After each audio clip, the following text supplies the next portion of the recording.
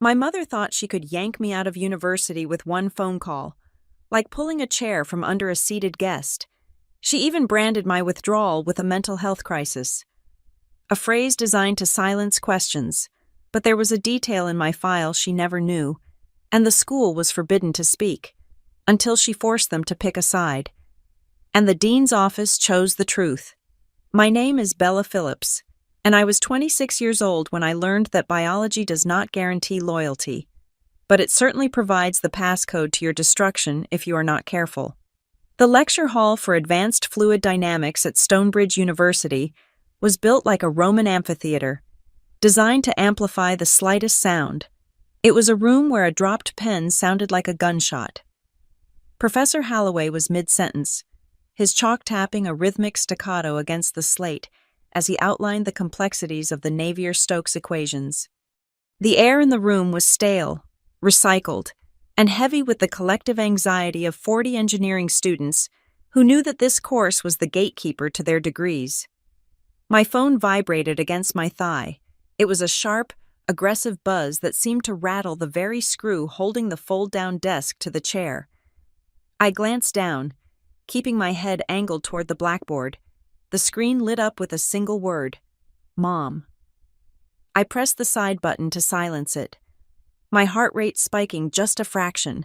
I was 26, an independent adult living 300 miles from home. Yet seeing that name flash across my screen still triggered a Pavlovian response of dread. I refocused on the equation. The velocity vector field was the only thing that mattered right now. The phone buzzed again. Long, urgent. I silenced it a second time, sliding it deeper into my pocket. My jaw set tight. We had a strict no-phones policy. Holloway was old school. He believed technology was a crutch for a weak mind. He paused writing, his hand hovering over a Greek letter, his back stiffening. He did not turn around, but the tapping of the chalk stopped. The third buzz was louder. It vibrated against the metal leg of the chair, creating a harmonic hum that cut through the silence of the room. A few heads turned in my direction. The guy to my left, a grad student who smelled perpetually of espresso and desperation, shot me a look of pure irritation. Ignore it, I told myself. She will stop. She always stops. But she did not stop. The fourth call came through immediately, relentless and demanding. Professor Holloway turned around slowly. He was a man who wore tweed jackets in late May and looked at students as if we were particularly disappointing lab rats. He set his chalk down on the ledge. The room went dead silent. "Miss Phillips," he said, his voice low and echoing off the tiered seating. "I assume the emergency is life-threatening. If not, perhaps you would be kind enough to remove yourself and that device from my classroom so the rest of us can attempt to learn something today." The shame was a physical heat that started at my neck and flooded my face. I grabbed my bag, not daring to look at anyone. The scraping of my chair against the linoleum sounded like a scream. I kept my eyes on the exit sign. Walking the gauntlet of 40 pairs of eyes, feeling the weight of their judgment, I pushed through the heavy double doors into the hallway. The air out here was cooler, smelling of floor wax and rain.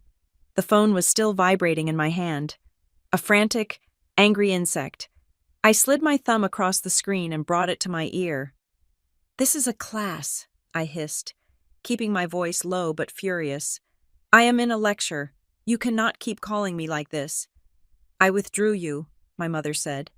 There was no greeting, no preamble. Just 3 words delivered with the casual finality of someone ordering a coffee. I stopped walking. The hallway stretched out before me. Lined with bulletin boards advertising internships and research grants, the world seemed to tilt slightly to the left. "What?" I asked. My voice sounded hollow. "I withdrew you from the university," she repeated, her tone varying only slightly, adding a layer of impatience, as if I were a slow child. "Come home immediately. I have already looked at the train schedules. There is one leaving Ridgeport at 4 in the afternoon. Be on it." I laughed. It was a short, sharp sound that held no humor. "You can't withdraw me." "Mom, I am 26 years old. I am a graduate student. You don't have access to my records. You don't have the authority. Oh, Bella, she sighed, the sound crackling with static. Do not be naive. I am your mother. I called the registrar. I explained the situation. I told them about your breakdown. The blood drained from my face so fast it left me dizzy. I leaned against the cold brick wall of the corridor for support. My what? Your mental health crisis, she said smoothly.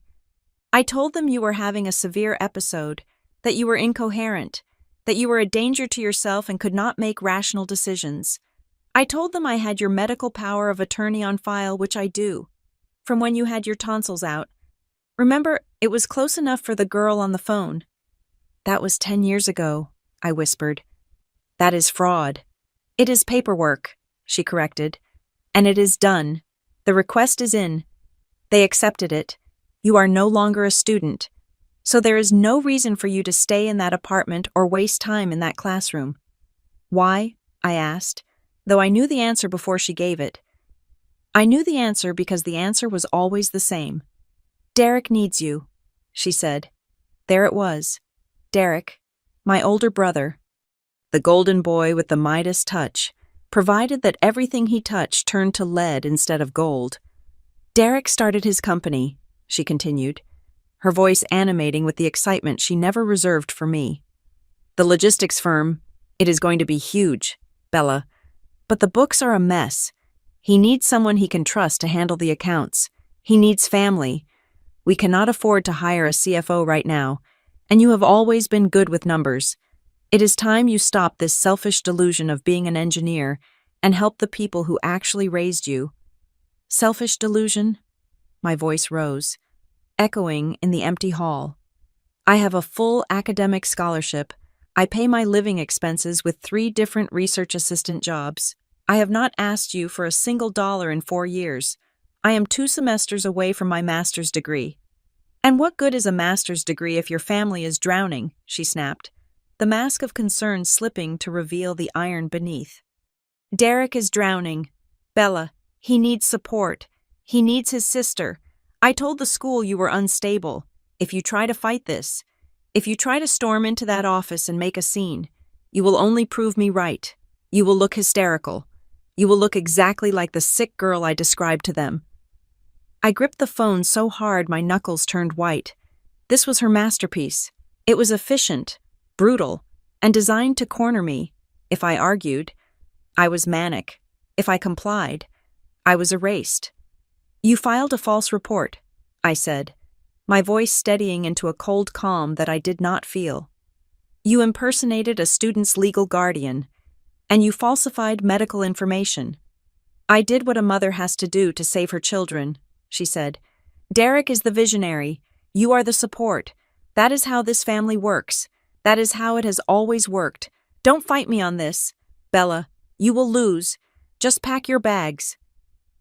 I hung up. I did not say goodbye. I did not scream. I just cut the connection.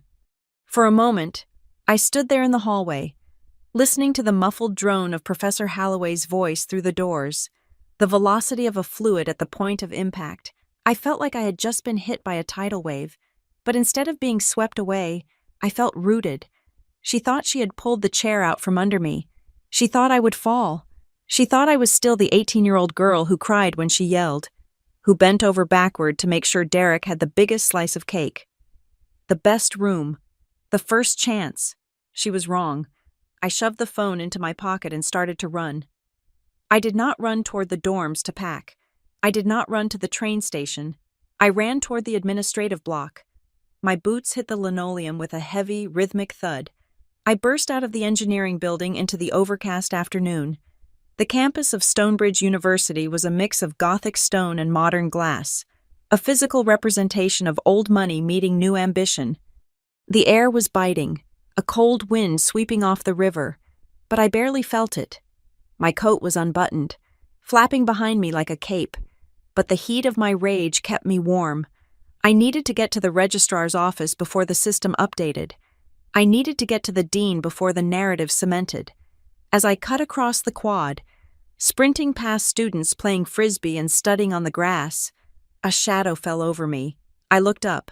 To my right loomed the Hartwell Innovation Annex.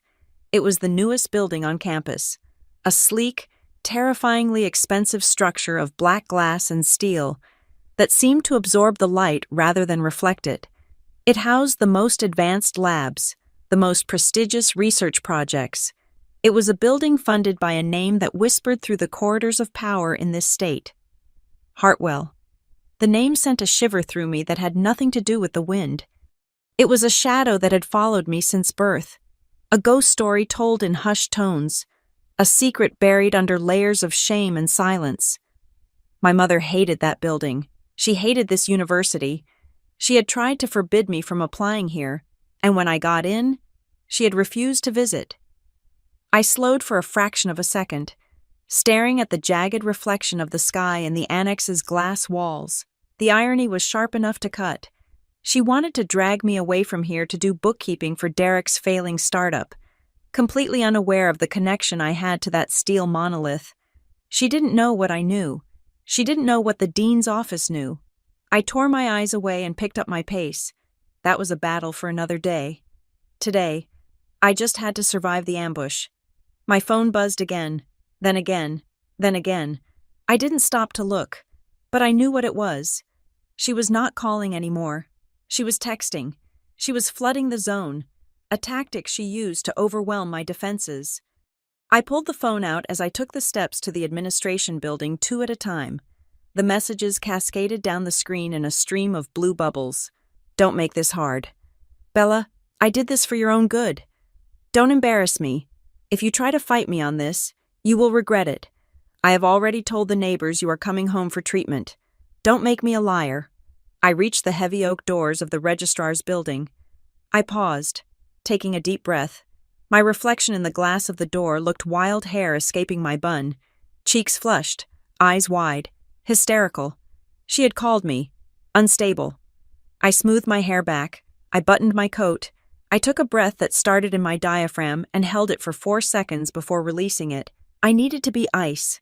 I needed to be the Navier-Stokes equation complex, powerful, and governed by absolute laws that she could not break. I pushed the door open and walked into the warmth of the administrative office. My mother had started a war on a Tuesday afternoon, thinking she was disciplining a child. She had no idea she was attacking a sovereign nation. She wanted me to handle the books fine. I would handle the books, but I was going to start with the ledger of my own life, and I was going to make sure every single debt was paid in full. The registrar's office smelled of warm toner, stale coffee, and the specific, low-level panic that accompanies bureaucracy. It was a smell I associated with lost transcripts and fighting for credit transfers. But today it smelled like a crime scene. I did not stop at the kiosk to pull a ticket number. I walked straight to the front counter, my boots making a sharp, authoritative sound on the thin industrial carpet. There was a line of 3 students ahead of me, 2 freshmen looking confused about a prerequisite and a senior arguing about a graduation fee, but I bypassed them. I stood at the far end of the counter, near the station marked strictly for faculty support, and waited. A student worker sat there.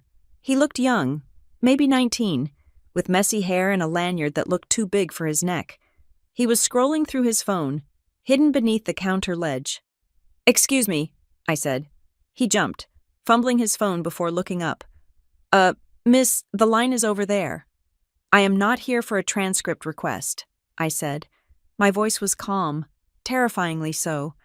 It felt detached from my body, as if I were piloting myself from a control room miles away. "My name is Bella Phillips, student ID number 904-6621. I need you to pull up my enrollment status immediately." The boy blinked, sensing that arguing with me would be more work than just typing the name. He sighed, shifted in his ergonomic chair, and tapped the keyboard. "Phillips," he muttered, spelling it out loud as he typed. "Bella," I watched his face. I needed to see the data reflection in his eyes before he could vocalize it. He hit enter. The rhythmic clicking of his keyboard stopped. It was an abrupt silence, like a machine seizing up. His eyes, which had been glazed over with boredom a second ago, widened. He leaned closer to the monitor, squinting. His hand moved to the mouse, clicking once, then twice, as if trying to clear a glitch. "That is weird," he whispered. "What is weird?" I asked. I leaned over the counter, encroaching on his workspace. "What do you see?" He did not answer me. He looked up. His face suddenly pale. He did not look at me. He looked through me, or rather, he looked at the invisible wall of protocol that had just slammed down in front of him. "I need you to wait here," he said, his voice cracking slightly. "Just do not move, please."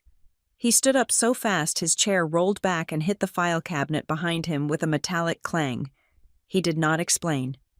He turned and practically speed-walked toward a frosted glass door at the back of the office, the one marked Senior Registrar Authorized Personnel Only.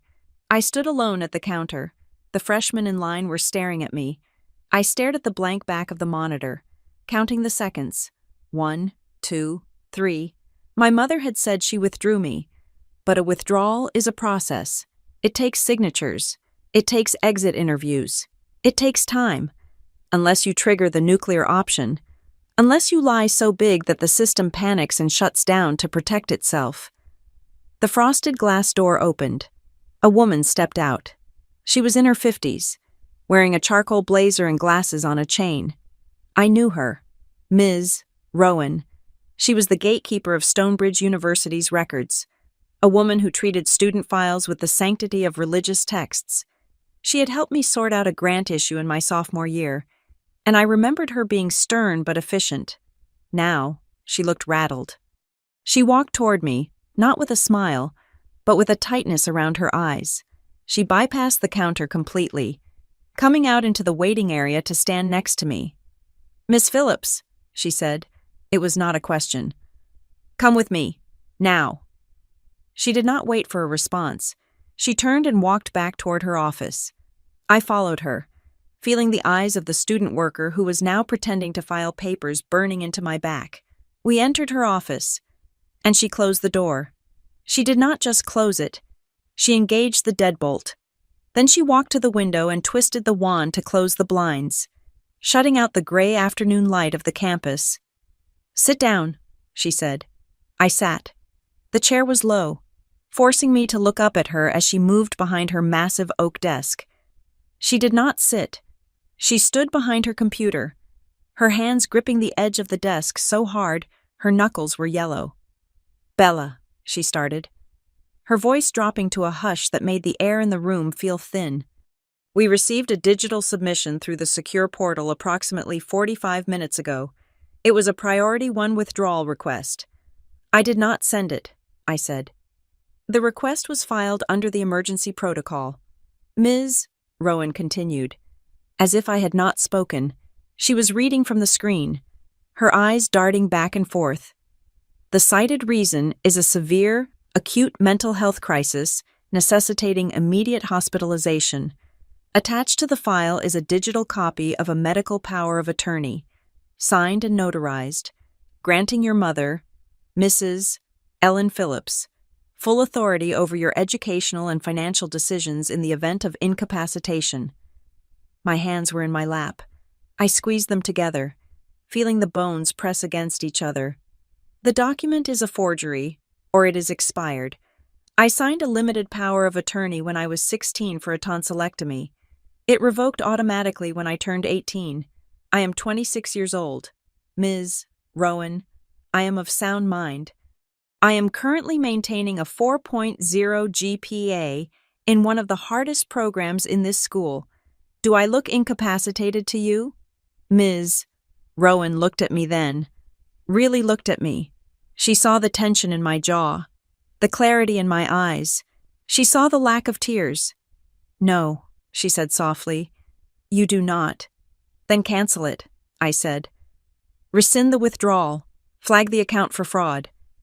"It is not that simple," she said. She finally sat down, slumping slightly. "The system processes emergency health withdrawals automatically to limit liability. If a student is suicidal or dangerous, the university cannot risk a delay. The moment that enter key was pressed, your active status was suspended. Your keycard access has likely already been revoked. Your access to the campus network is terminating as we speak." I felt a cold prickle of fear, but I smothered it with logic. If it is an automated process, it can be reversed manually. I am here. I am telling you this is an attack. Look at the metadata. Ms. Rowan, look at the access log. She hesitated. She looked at the screen, then back at me. Please, I said. Check the access log.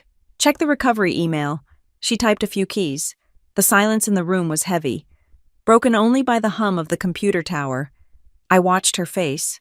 I saw the moment she found it. Her eyebrows pulled together. The recovery email was changed, she murmured.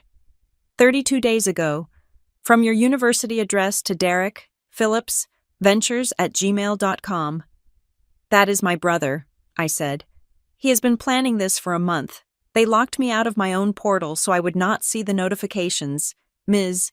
Rowan, this is identity theft. This is wire fraud. I need you to freeze everything. Do not let any refunds process. Do not let any transcripts be sent. Ms. Rowan nodded, her fingers flying across the keyboard now. I am freezing the Bursar account. I am placing a hold on all transcript requests. I am noting your dispute in the primary log. She was moving fast. Surprisingly fast. Usually, administrators fought you. They demanded police reports and notarized affidavits before they would type a single character. But Ms. Rowan was complying with an urgency that unsettled me. It felt less like she was helping me and more like she was covering her own bases. She stopped typing. Her hand froze over the mouse. She was staring at the top right corner of her screen. What? I asked. She did not answer. She bit her lip. I stood up. Sit down, Bella, she said, her voice sharp. No. I walked around the side of the desk. Ms. Rowan tried to minimize the window, but she was not fast enough. I saw the student profile, my photo, taken during orientation, looked back at me younger, softer. Below it were the standard fields, DOB, major, GPA, but across the top of the header, flashing in a dull, aggressive red, was a banner I had never seen before. Admin flag do not disclose restricted access. Level 5. I stared at it. I had worked in the IT department as a freshman. I knew the coding system. Level 1 was a standard hold for unpaid library fines. Level 2 was academic probation. Level 5 was something else entirely. Level 5 was for lawsuits, for federal investigations, or for VIPs, whose privacy was worth more than the university's endowment. What is that? I asked, pointing at the screen. Why is my file flagged? Ms. Rowan maximized a different window, effectively hiding the banner. She turned her chair to block my view, her body language defensive. It is an administrative notation, she said, her voice tight. It is standard for certain complex cases. I am not a complex case, I said. I am a scholarship student from a middle-class family in Ohio. There is nothing level 5 about me. Why does it say, do not disclose? I cannot discuss internal system tags with students, she said. She was sweating now. I could see a bead of perspiration near her hairline. It is for your safety. Bella, that is all I can say. My safety. I laughed. A harsh sound in the small room. My mother is trying to erase my existence, and you are hiding secrets in my file. Does this have to do with the withdrawal? No, she said quickly. Too quickly. The flag predates the withdrawal request. I froze. It predates it. How long has it been there? She looked at her hands. I cannot say. Ms. Rowan, I said, leaning down so my face was level with hers. If there is something in my file that restricts what you can do, or what I can do, I need to know. My mother is going to escalate this. She is not going to stop at a web form. The phone on Ms. Rowan's desk rang. It was not the standard ringtone. It was the sharp, double chirp of an internal priority line. Ms. Rowan looked at the caller ID. The color drained from her face, leaving her skin a sallow gray. She looked at me, her eyes wide with a mixture of fear and apology. I have to take this, she whispered, Who is it? She picked up the receiver, pressing it tight against her ear. Yes. This is Registrar Rowan. Yes. I have the file open right now. She listened for a long time. I watched her posture crumble. She shrank into her chair. I understand, she said into the phone. Ma'am, please understand. I cannot just, yes, I see the urgency, but the student is… She stopped. She looked at me. I could hear a voice screaming on the other end of the line. It was tinny and distorted, but the cadence was unmistakable. It was not my mother. My mother did not scream at authorities. She charmed them. She manipulated them. This voice was commanding. It was a voice used to being obeyed without question. Yes, Dean, Ms., Rowan said. My stomach dropped. The Dean. I understand, Ms., Rowan said again. I will transfer the file to your office immediately. No, I have not processed the final separation yet. There is a complication. She listened again, then closed her eyes. Yes, the mother is on the other line with your executive assistant, I see. She is threatening to call the Board of Trustees. Understood.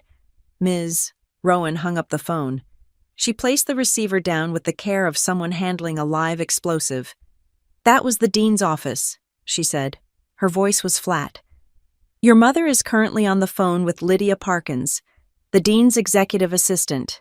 She is demanding that your withdrawal be finalized within the hour. She is claiming that you are in a manic state and that you have threatened self-harm if you are not removed from the stressful environment immediately. She is lying, I said. I know. Ms., Rowan said. She looked back at the screen, at the red flag that she refused to explain. But she is making enough noise that the dean is involved. And when the dean gets involved, the registrar stops having a vote. She stood up. You need to go there. Bella, you need to go to the dean's suite. If you are not in that room within 10 minutes, they are going to sign the paper to make the problem go away. Universities hate liability more than they love truth. And the flag, I asked. What about the flag? Ms. Rowan walked to the door and unlocked it. She held it open for me, her face grim. If you are lucky, she said. The flag is the only thing that will save you, but you did not hear that from me. I walked out of the office, past the student worker who was now pretending to water a plastic plant. I did not look back. I had 10 minutes to get to the other side of the administration block. My mother had moved the battlefield from a computer screen to the dean's office. She thought she was applying pressure. She thought she was squeezing me out. But as I pushed through the glass doors back into the corridor, I realized something. She was squeezing. Yes. But she didn't realize she was squeezing a trigger, and neither did I. Not really. Not yet. All I knew was that I had to run. The air in the administrative block changed the moment I crossed the threshold into the dean's suite. The hallway leading to the registrar's office had been linoleum and fluorescent lights, the kind of lighting that made everyone look tired and greenish. But here, on the 3rd floor, the atmosphere was different. It was the difference between a hospital waiting room and a private club. The floor beneath my boots transitioned from hard tile to a plush, navy blue carpet that was thick enough to absorb the sound of my hurried footsteps. The walls were paneled in dark cherry wood, lined with oil portraits of past university presidents and distinguished alumni who stared down with severe, judgment-filled eyes. I was out of breath, my lungs burning from the sprint across the quad, but I forced myself to slow down. I could not burst into this office panting and wild-eyed. My mother had painted a picture of a girl in the midst of a mental collapse, and if I walked through those double oak doors looking anything less than perfectly composed, I would be handing her the brush to finish the portrait. I smoothed my coat. I tucked a stray lock of hair behind my ear. I took a breath that expanded my ribcage against the fabric of my sweater, held it for a count of 3, and pushed the door open. The reception area was expansive. It smelled of lemon polish and old paper.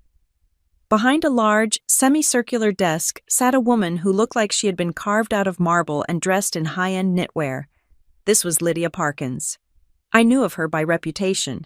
She was not just an assistant. She was the gatekeeper, Students usually only saw her when they were in trouble deep enough to warrant expulsion, or wealthy enough to warrant a building named after them. Right now, Lydia was not looking at the door. She was staring at the sleek, black conference phone on her desk. The device was active, the blue lights pulsing in time with the voice that was filling the room. "I am her mother," the voice shrieked. It was distorted by the speaker, tinny and sharp, but the cadence was unmistakable. It was the voice my mother used when she wanted to speak to a manager, only amplified to a terrifying volume. "I know my child. I know her patterns. You people are sitting there, hiding behind your little policies. While my daughter is destroying her life, you are aiding and abetting a breakdown." Lydia Parkins looked tired. She had one hand hovering over a notepad, her pen tapping a slow, irritated rhythm. She looked up as the door clicked shut behind me. Her eyes landed on me. For a second, her expression was a mask of professional annoyance. Then, recognition flickered. She glanced at the computer screen to her left, then back at me. Her posture shifted instantly. She sat up straighter.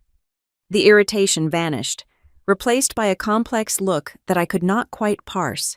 It was relief, certainly, but there was something else underneath it. Caution, the way a bomb disposal expert looks at a package that has stopped ticking. She did not ask who I was. She knew. Lydia raised a finger to her lips, signaling me to stay silent. She reached out and pressed the mute button on the console. The blue lights turned red. "Bella Phillips," she whispered. I nodded.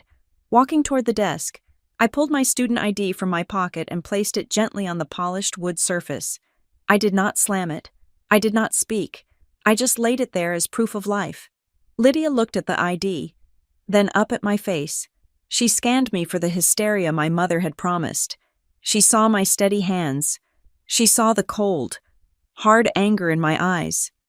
"She says you are currently in a manic state and incoherent," Lydia said softly.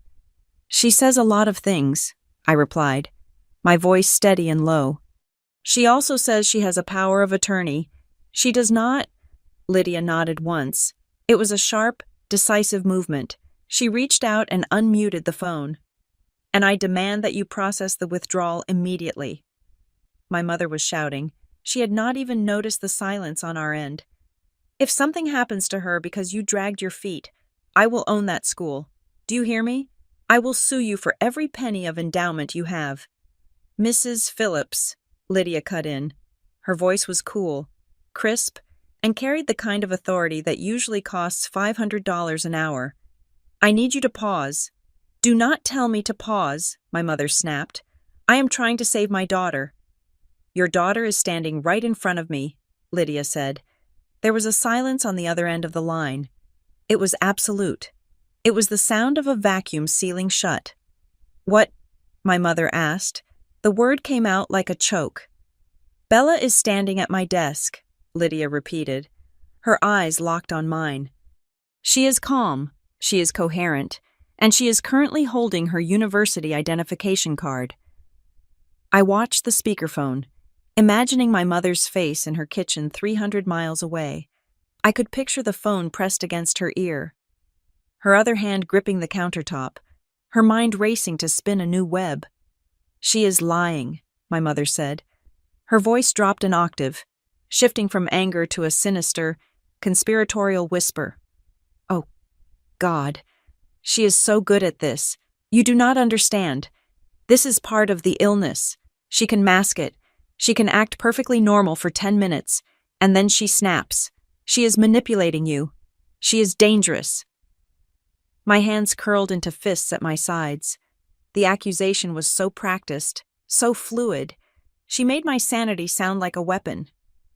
I opened my mouth to speak, to scream that she was the liar, but Lydia held up a hand to stop me.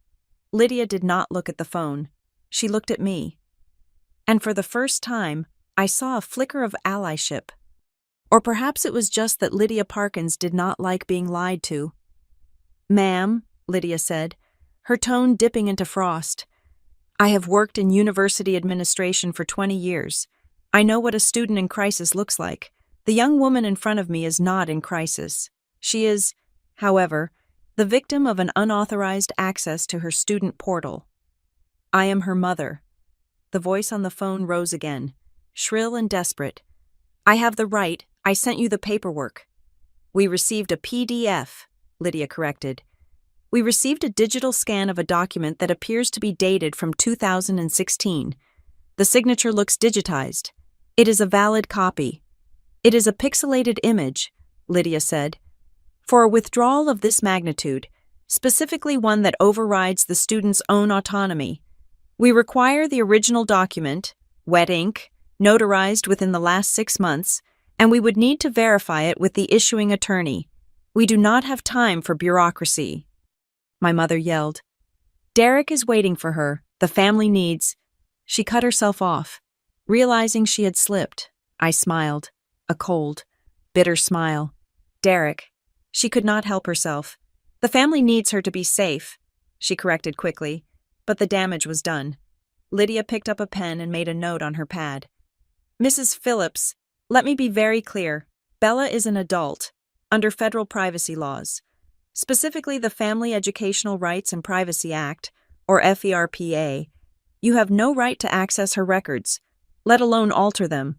Unless she signs a waiver, which she has indicated she will not do, you are effectively a stranger to this institution. I am not a stranger. My mother sounded cornered now. I am the one who pays the bills. Well, I support her. Mostly. I am on a full scholarship, I said. I spoke loud enough for the microphone to pick it up. Bella. My mother's voice turned venomous. You are there. You ungrateful little Mrs.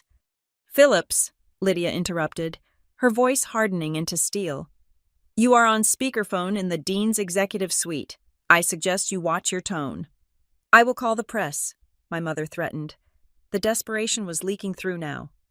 I will call the Ridgeport Gazette. I will tell them that Stonebridge University is holding a mentally ill girl hostage against her family's wishes. I will tell them you are brainwashing her. How will that look for your precious enrollment numbers? I felt a spike of fear. My mother knew how to play the media. She could ruin my reputation before I even graduated. She could make me unemployable. But Lydia Parkins did not flinch. She did not even blink. She leaned forward, resting her elbows on the desk, speaking into the phone with the intimacy of an executioner. You are welcome to call the press, Lydia said. But before you do, I should inform you that our legal department has already flagged the IP address used to access Bella's account earlier today. It originated from a residential address that does not match the student's residence. Impersonating a student to access federal educational records is not a family dispute. Mrs. Phillips, it is identity fraud. It is a federal crime. Silence. If you go to the press, Lydia continued, her voice deceptively light, we will be forced to hand those logs over to the authorities to protect our system's integrity. We will also hand over the forged medical documents you uploaded. I imagine the district attorney would find the attempt to declare a competent adult mentally incapacitated via fraud very interesting. The silence on the other end stretched out. 1 second, 2 seconds, 5 seconds. You will regret this, my mother hissed. Then the line went dead. Lydia reached out and pressed the button to end the call. The red light faded. The room fell back into its heavy, expensive silence. I let out a breath I felt like I had been holding since I left the fluid dynamics lecture hall. My knees felt weak. I reached out and gripped the edge of Lydia's desk to steady myself. Thank you, I said. My voice shook slightly. She does not stop. Usually, she does not stop. Bullies usually stop when they realize the other person has a bigger stick, Lydia said. She picked up the file folder on her desk, my file folder, and closed it. And the university has a very large stick. She looked at me then, her expression softening, but the wariness remained in her eyes. She was studying me, analyzing me. It made me uncomfortable. Is it over? I asked. The withdrawal, did you cancel it? I have placed an administrative lock on the request, Lydia said. It is suspended, pending investigation. Your status is active. Good, I nodded. And the flag? Lydia froze. Her hand stopped moving toward her keyboard. The what? She asked, though the feigned ignorance was beneath her. The flag in my file, I said. Ms. Rowan in the registrar's office saw it. She called it a level 5 admin flag. She said she could not explain it. You have my file right there. You just closed it. Why is my account flagged? Does it have to do with my mother? Lydia looked down at the manila folder. Her fingers traced the edge of the tab. She did not open it. Ms. Rowan speaks out of turn, Lydia said. Her tone was back to being professional. Distant. The allyship was gone, replaced by the wall. I have a right to know what is in my own educational record, I pressed. FERPA gives me that right. You just quoted it to my mother. FERPA gives you the right to see your grades and your disciplinary record, Lydia said calmly. It does not give you the right to see institutional notes regarding donor relations or high-level administrative holds. Donor relations? I frowned. I am a scholarship student. I do not have a donor relation, unless is this about the scholarship? Did she try to sabotage my funding? Lydia stood up. It was a dismissal. Your funding is secure, Bella, she said. In fact, it is more secure than you could possibly imagine, but that is all I can say. That is not an answer, I argued. It is the only answer you are going to get today, Lydia said. She walked around the desk, her heels sinking into the carpet. The dean will want to review this incident personally. There will likely be a formal meeting later this week. Until then, I suggest you go back to class. And Bella. I stopped at the door, turning back to look at her. Change your passwords, she said. Change all of them. And do not sign anything. Not a birthday card. Not a delivery receipt. Nothing. If your mother is desperate enough to fake a medical proxy, she is desperate enough to use your signature for things much worse than a college withdrawal. I know, I said.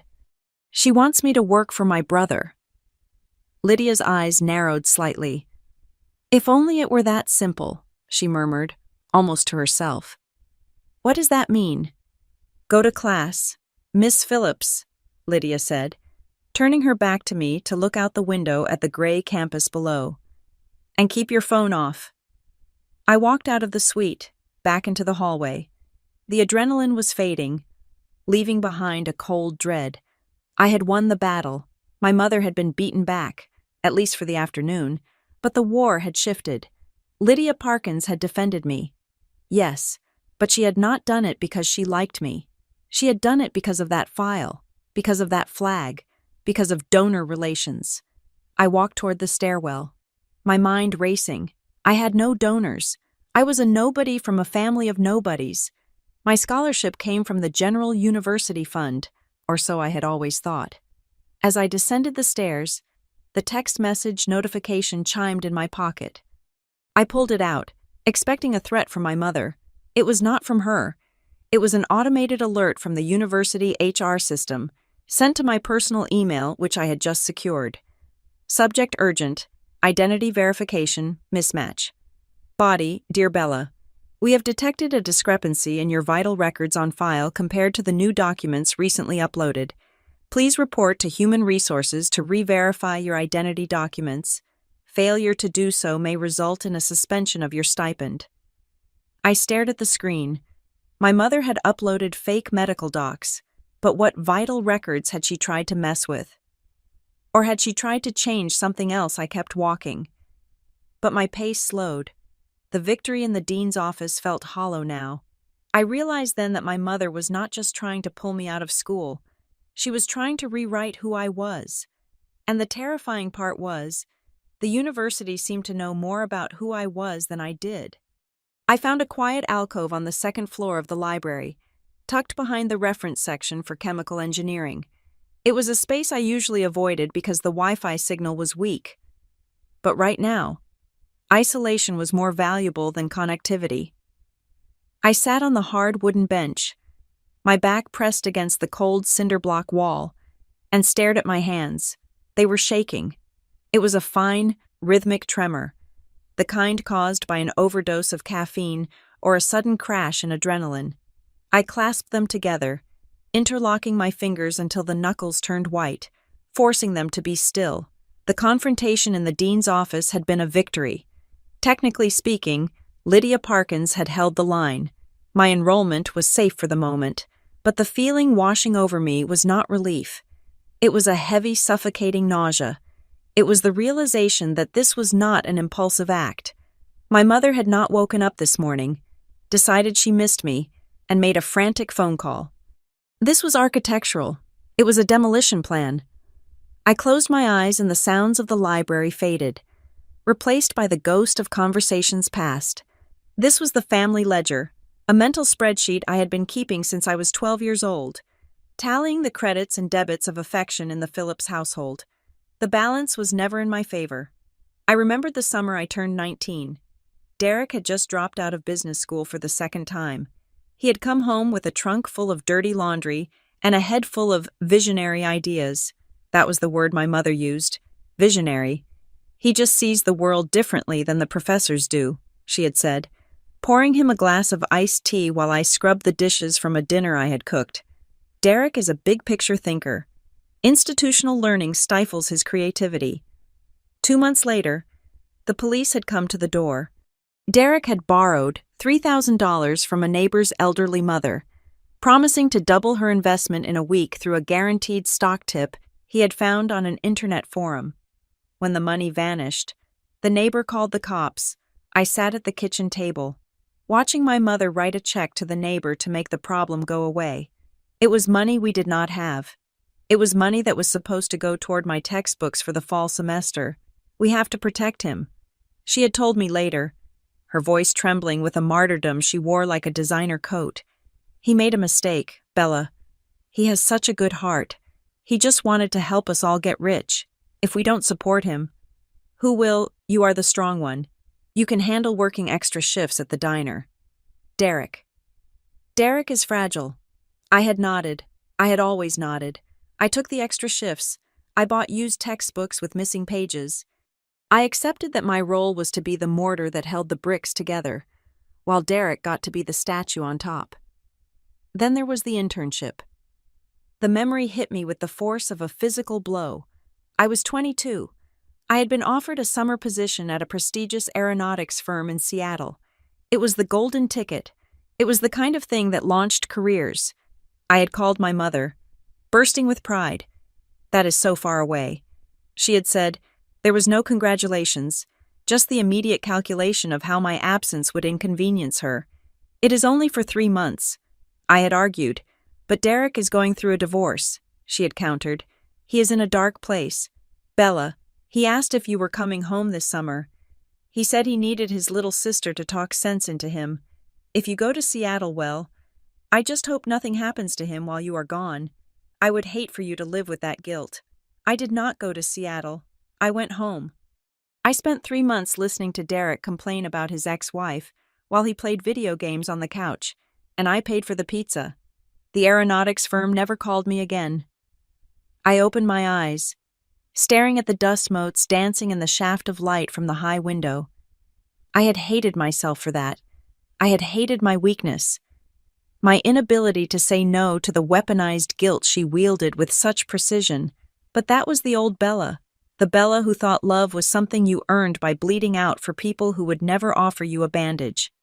My phone chimed. I looked down. A text message from Derek. Hey B, Mom is freaking out.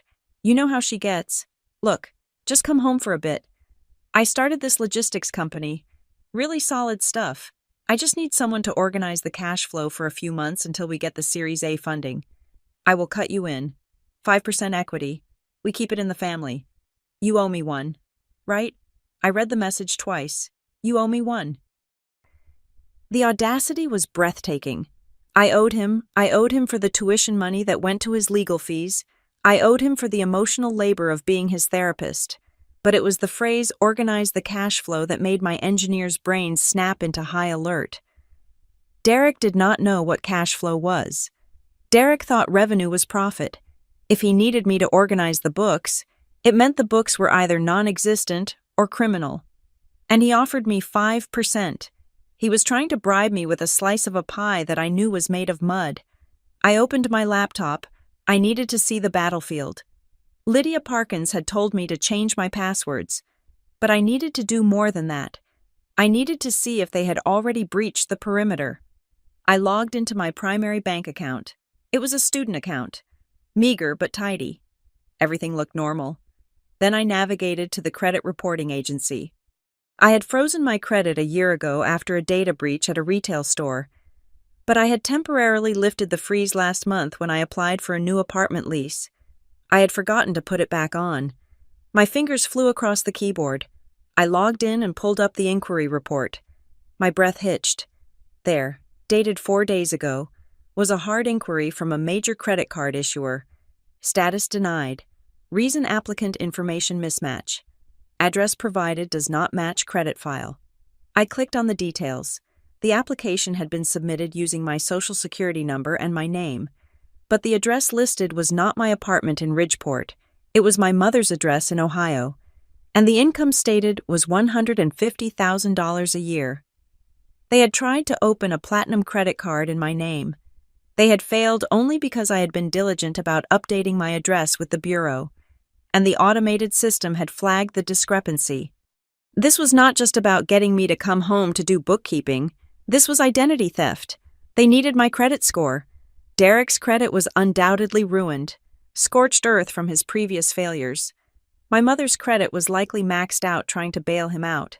I was the only one left with a clean slate. I was a fresh resource to be mined. They don't need me successful, I thought, the realization settling in my gut like a stone. They need me useful.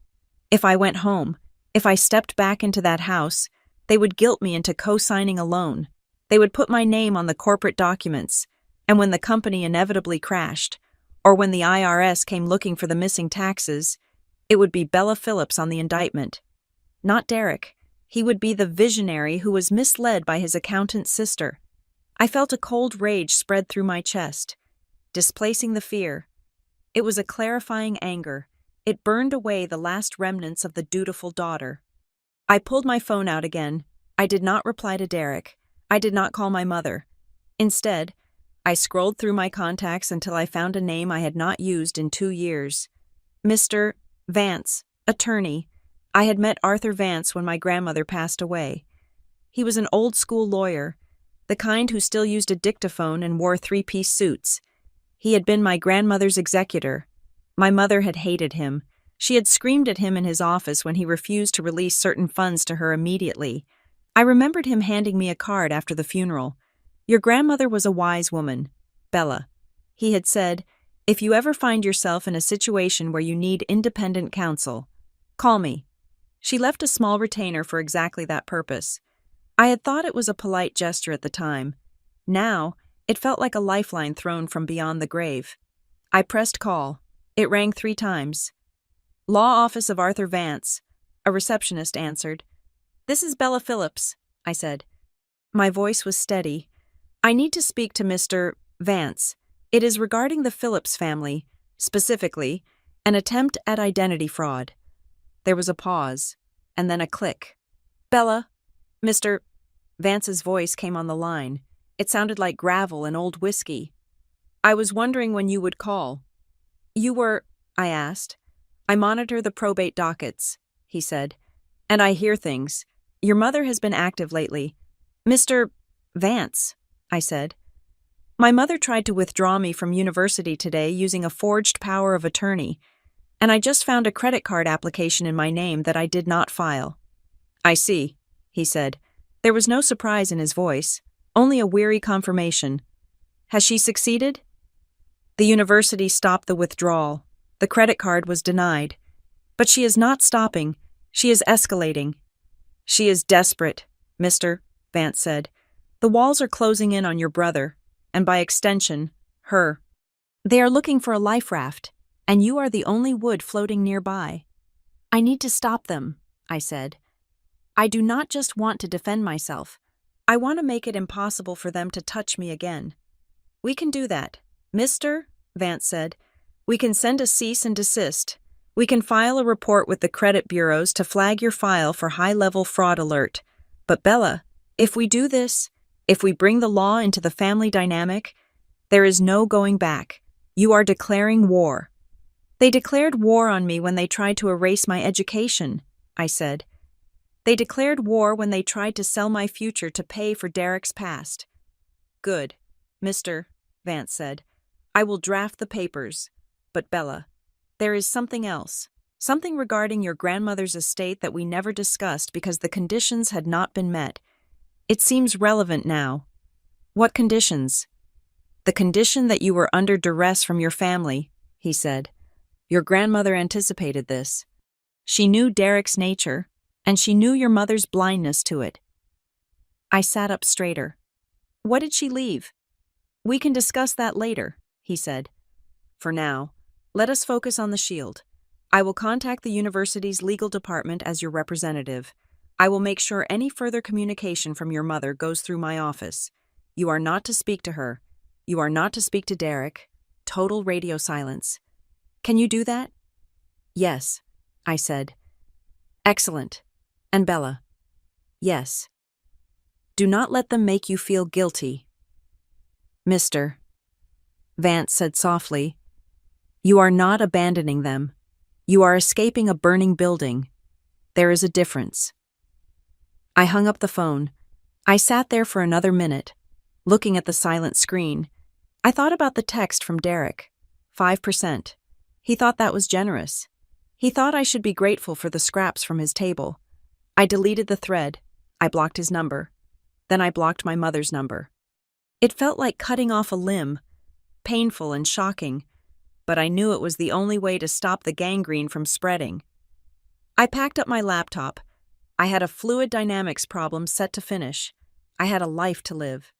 As I walked out of the library, the sun had set, and the campus was bathed in the orange glow of streetlights. I looked toward the Hartwell Innovation Annex again. The dark glass reflected the lights, looking like a monolith standing guard over the campus. My mother wanted me home to balance the books. I would balance them, but I would do it from here. And the final entry on the ledger would be 0. 0 contact, 0 money, 0 control. I was done being the support beam for a house that was built to collapse. I was going to be the architect of my own life, even if I had to build it on the ashes of my family name. The summons from the Office of General Counsel arrived in my inbox at 8:15 the next morning. It was not a request. It was a directive. The subject line read, Urgent Security Incident Review, Case Number 992 Alpha. I skipped my morning coffee. The adrenaline in my system was already doing the work of a double espresso. I walked across campus to the administrative legal building, a brutalist concrete structure that looked designed to withstand a siege, in a way. I supposed it was. The conference room they led me into was sterile, white walls, gray carpet, a long glass table that looked easy to clean. Sitting across from me was Mr. Sterling, the university's lead counsel. He was a man who looked like he had been born wearing a tie, his face sharp and unreadable. Next to him was a younger associate typing furiously on a laptop. Miss Phillips, Sterling said, his voice dry. Thank you for coming in on such short notice. We have completed the preliminary audit of the access logs regarding your student portal. He slid a piece of paper across the glass table. It was a printout of a server log. Lines of code, timestamps, and IP addresses.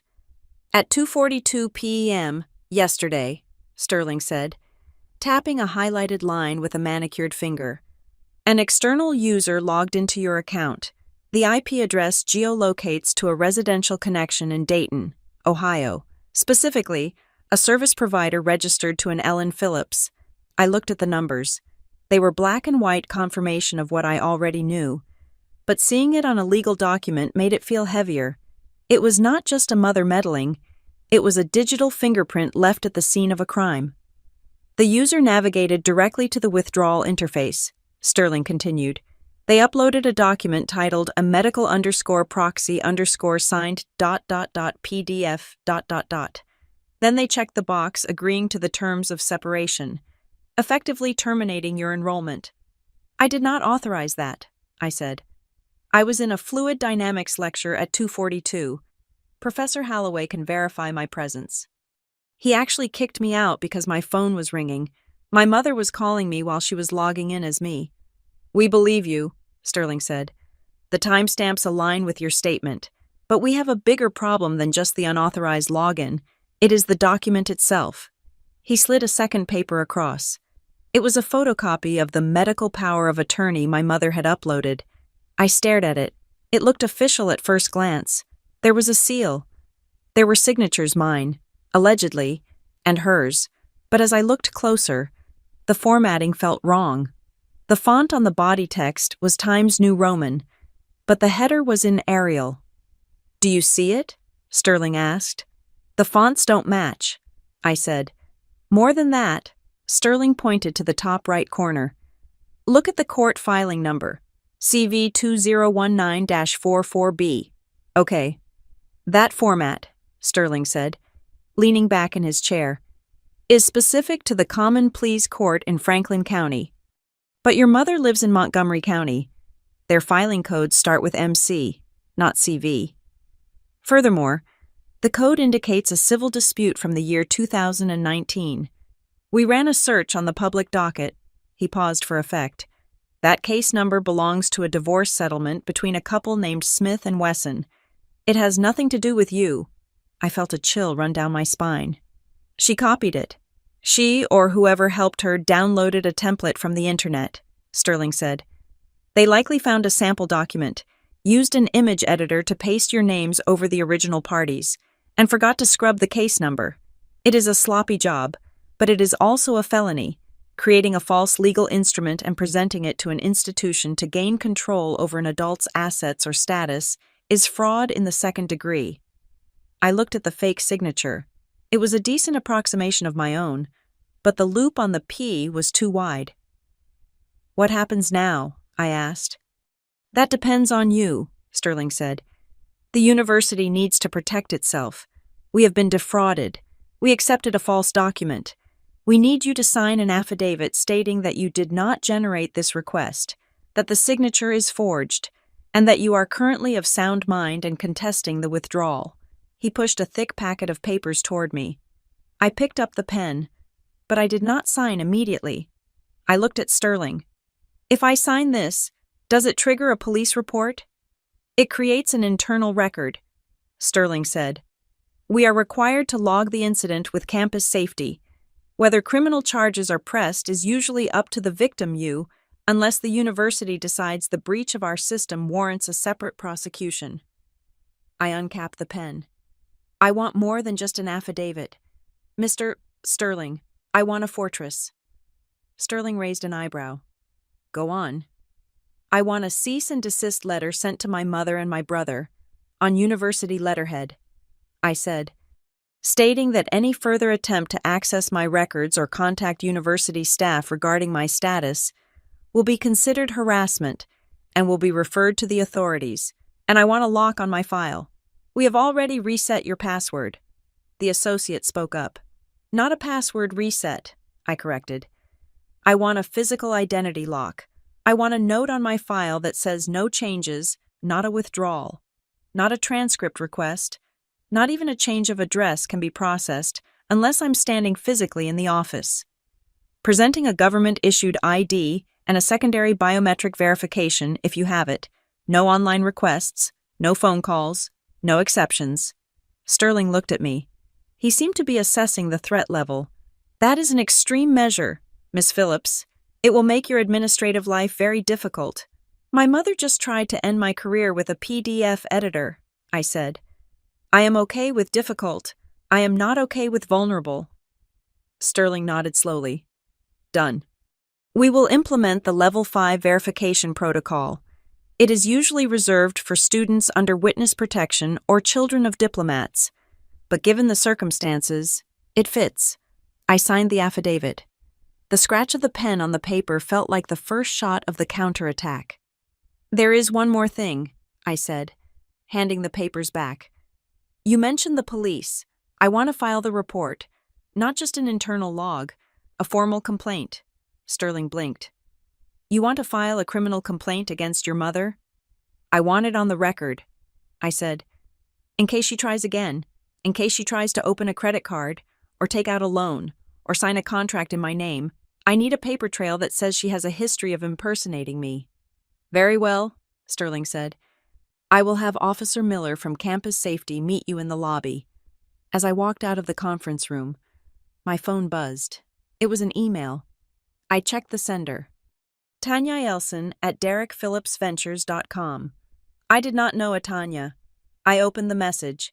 Subject offer of employment interim, CFO role. Dear Bella, I am writing to you on behalf of Derek Phillips, CEO of DPV Logistics. We are moving fast toward our Series A funding round. And Derek speaks very highly of your mathematical aptitude. We are in immediate need of an interim chief financial officer to organize our pre-funding ledger. Attached is a contract for the position. It includes a 5% equity stake, vesting immediately upon signature. We need someone we can trust to sign off on the quarterly projections before we submit them to the investors on Friday. Derek says you are the only one for the job. Please e-sign the attached PDF and return it by end of day. We have already set up a company email in your name. Best. Tanya Eilson, Executive Assistant. I stopped in the middle of the hallway. I read the email again. Sign off on the quarterly projections. They did not want a CFO. They wanted a patsy. Quarterly projections. For a company that was barely a month old, that was nonsense, unless they were fabricating data to defraud investors. And if they were fabricating data, the person who signed off on it, the CFO, was the one who would go to prison for securities fraud. Derek was trying to hand me a loaded gun and convince me it was a bouquet of flowers. He wanted my signature on the lies. My mother's voice from the phone call yesterday echoed in my head. He needs someone to handle the books. They were setting me up. If the company failed, I was the incompetent CFO. If the company was caught cheating, I was the fraudulent CFO. Derek would claim he was just the visionary who didn't understand the numbers, leaving his little sister holding the bag. I did not delete the email. I took a screenshot. Then I forwarded it to a new, encrypted email address I had created the night before. I forwarded the metadata. I saved the attachment to a secure cloud drive without opening it. I was building a museum of their treachery. Officer Miller was waiting for me in the lobby of the legal building. She was a woman in her 40s with a buzz cut and a posture that suggested she could tackle a linebacker. She led me to a small interview room.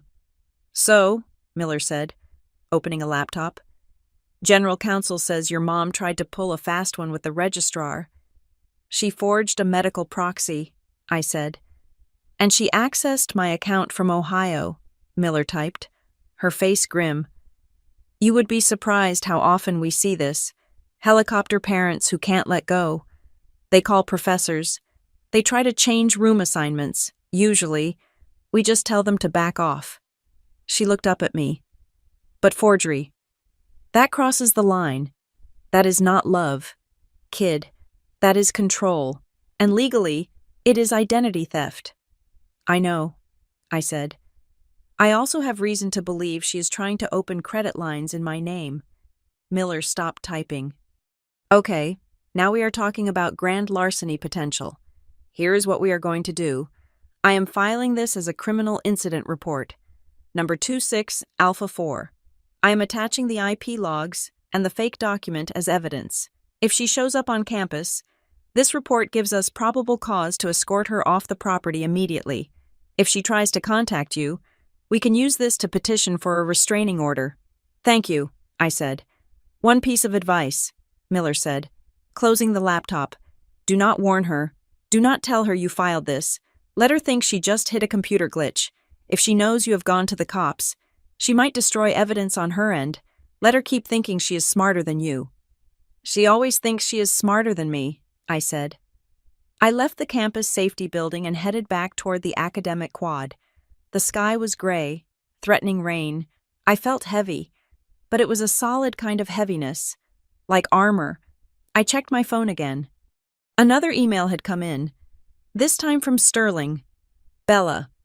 Attached is a copy of the cease and desist letter that was just sent via certified mail and email to your mother. The administrative lock is active. Also, A personal note. I have been authorized to tell you that the Dean's office is taking a particular interest in your protection. There is a reason we handle your file with extreme caution. It is not just about the fraud, it is about the university's long-term interests. I stopped walking. Long-term interests. Lydia Parkins had said something similar. Donor relations. Now Sterling was saying it. I looked up. I was standing in front of the Hartwell Innovation Annex again. The building loomed over me, silent and massive. Why was the university so protective?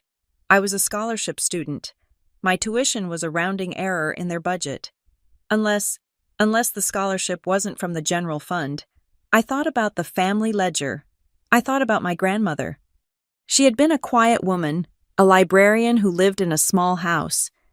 She had left me a little money for college, enough for books and living expenses. But the tuition had been covered by the Stonebridge Merit Initiative. I had always assumed I got it because of my grades. But what if merit was just a code word? I looked at the annex. Hartwell. The name meant nothing to me. And yet, every time I got close to the truth of my enrollment, the university administration acted like I was made of glass. My mother wanted to use me as a shield for Derek's crimes, but the university seemed to be using itself as a shield for me. I shivered. Pulling my coat tighter, the game was bigger than a forged withdrawal form. My mother was playing checkers, trying to steal a few $1,000s and a signature, but the university was playing chess, and I was beginning to suspect I was the queen piece, even if I didn't know why yet. I walked toward the library, my mind racing. I needed to find out who or what the Stonebridge Merit Initiative actually was, and I had a feeling the answer was going to hurt. Social media is the modern battlefield of the passive-aggressive. And my mother was a 4-star general. I was sitting in the student union, nursing a black coffee that had gone cold, when my phone screen lit up with a notification from Facebook. I rarely checked the platform. It was mostly a graveyard of high school acquaintances and political arguments, but I had kept my account active for family updates. That turned out to be a tactical error. Ellen Phillips posted a status update. I clicked on it. The post was a masterclass in vague booking. It was a picture of a wilting flower, overlaid with a filtered, melancholy sepia tone. The caption read, "It breaks a mother's heart when outside forces manipulate her children against the people who love them most. Money and institutions can buy a lot of things, but they cannot buy loyalty. Praying for my daughter to find her way back to her roots and away from the toxic influences that are confusing her. Family first prayers, needed broken heart." It was brilliant in a twisted way. She did not name the university. She did not name me directly, but everyone in our small orbit knew exactly who she was talking about.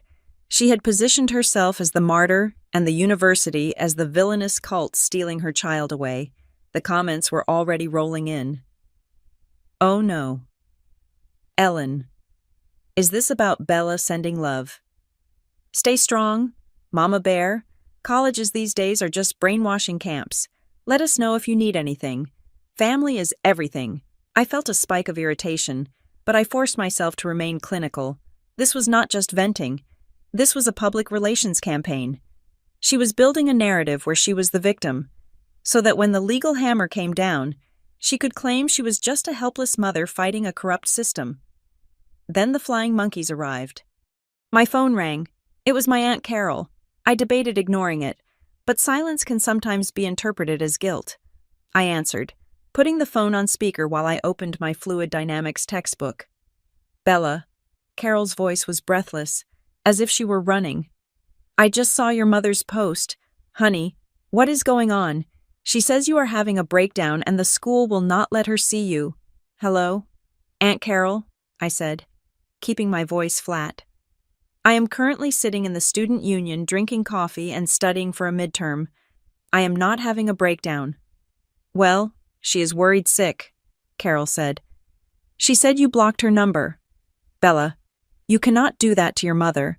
She is just trying to help you. Derek told me they have a great opportunity for you at his new company. Why don't you just go home for the weekend and talk it out?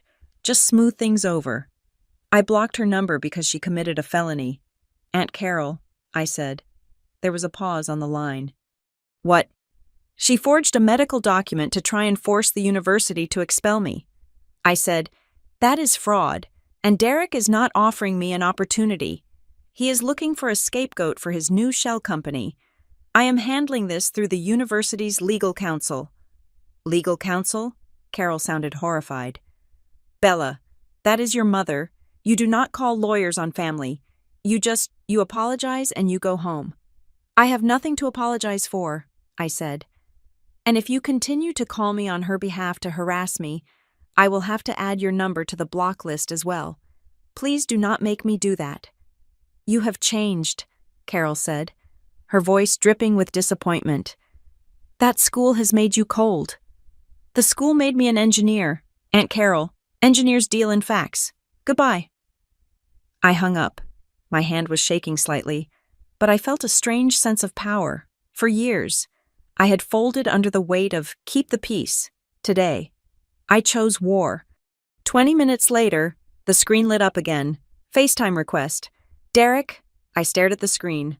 My brother, the visionary. I propped the phone up against my napkin holder. I needed to see his face.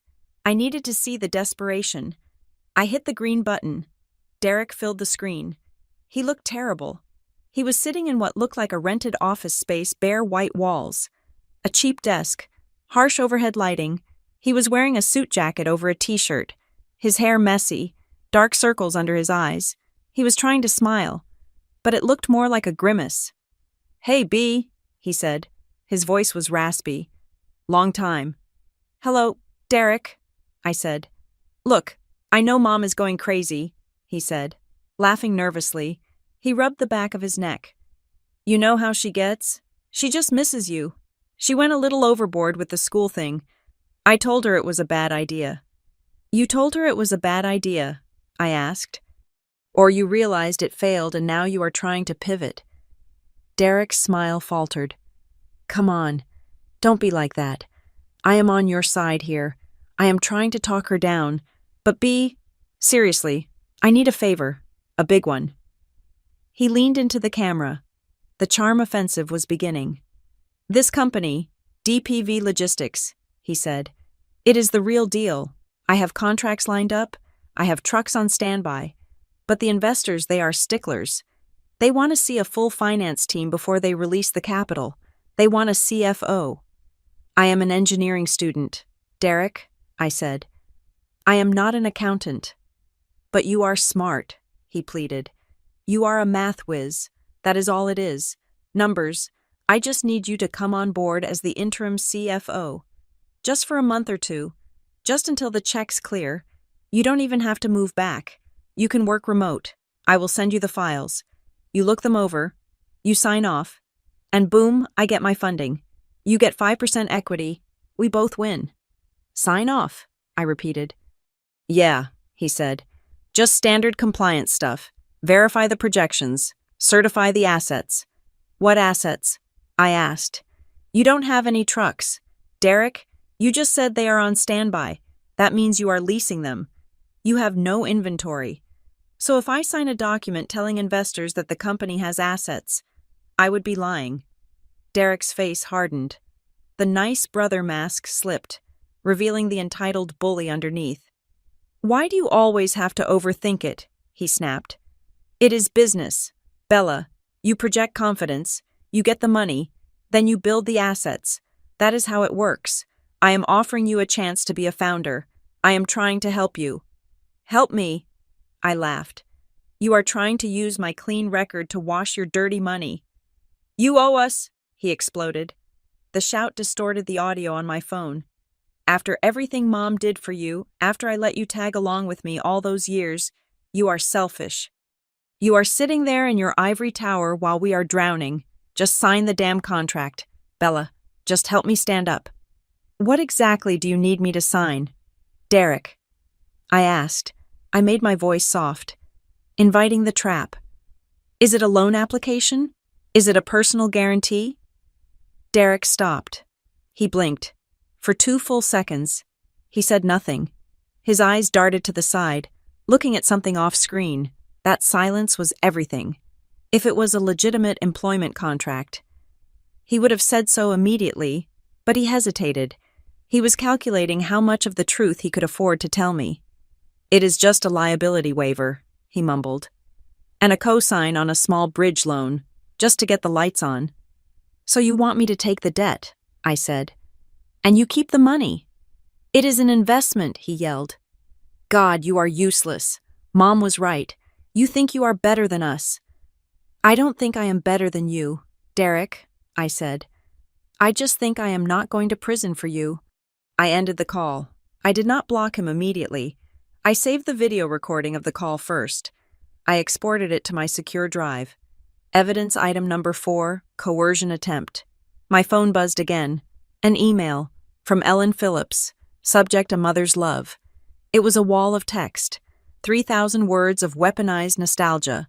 She recounted her labor pains. She listed every sacrifice she had made, every shift she had worked to buy me clothes. Every time she had driven me to science fairs.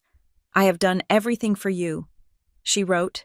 "I have given you my life, and now, when the family faces a crisis, when your brother needs just a tiny bit of help, you call the police. You threaten me with lawyers. I did what a mother has to do. I tried to bring you home because I knew you were losing yourself. I forgive you for your anger. Bella, I know this is not you. Please, just come home. We can fix this." It was a masterpiece of gaslighting. She had rewritten history to make her felony look like an act of charity. I hovered my finger over the reply button. I wanted to scream at her. I wanted to type out every abuse, every stolen dollar, every moment of neglect.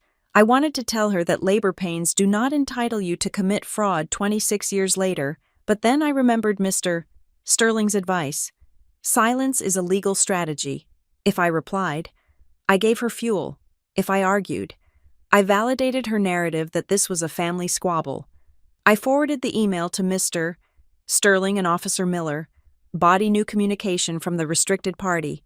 Please add to the harassment file. Then I archived the email without replying. The silence I sent back to Ohio was louder than any scream. I packed up my books. I needed to get to the gym. I needed to run until my legs burned, until the physical pain drowned out the emotional noise.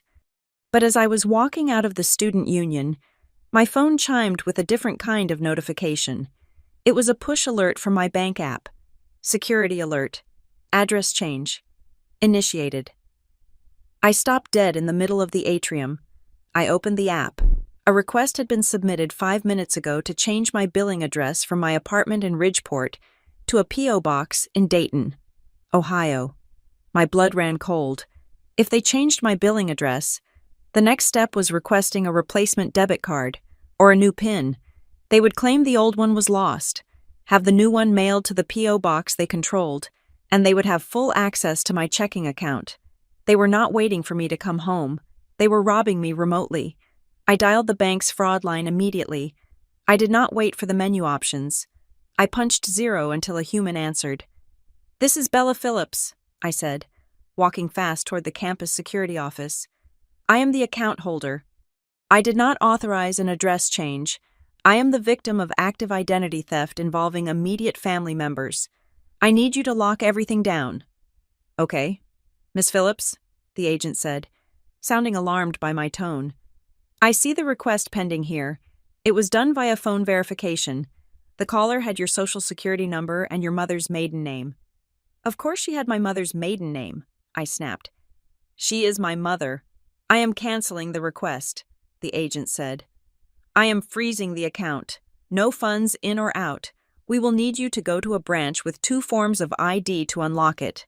"Good," I said. "Do it. And listen to me. Remove SMS verification. They might try to SIM swap my phone next. I want to switch to an authenticator app only. And I want to set a verbal passcode on the account. Something that is not my mother's maiden name or my first pet." "Okay," the agent said. "What would you like the code to be?" I thought for a second. "Navier Stokes," I said. "Navier dash TOKS. Okay, that is updated." I hung up. I stood on the sidewalk, watching the wind whip the leaves across the pavement. They were attacking on all fronts: social media, emotional manipulation, financial fraud. It was a coordinated siege. I opened my credit report app. I froze my files at all three bureaus: Equifax, Experian, TransUnion. I set up fraud alerts. I changed the passwords on my email, my Amazon account, my streaming services. I enabled two-factor authentication on everything, linking it to an app on my phone rather than my phone number. I was building a digital fortress. It was exhausting. It was lonely. But it was necessary. As I finished the last password update, standing there in the cold, a student worker approached me.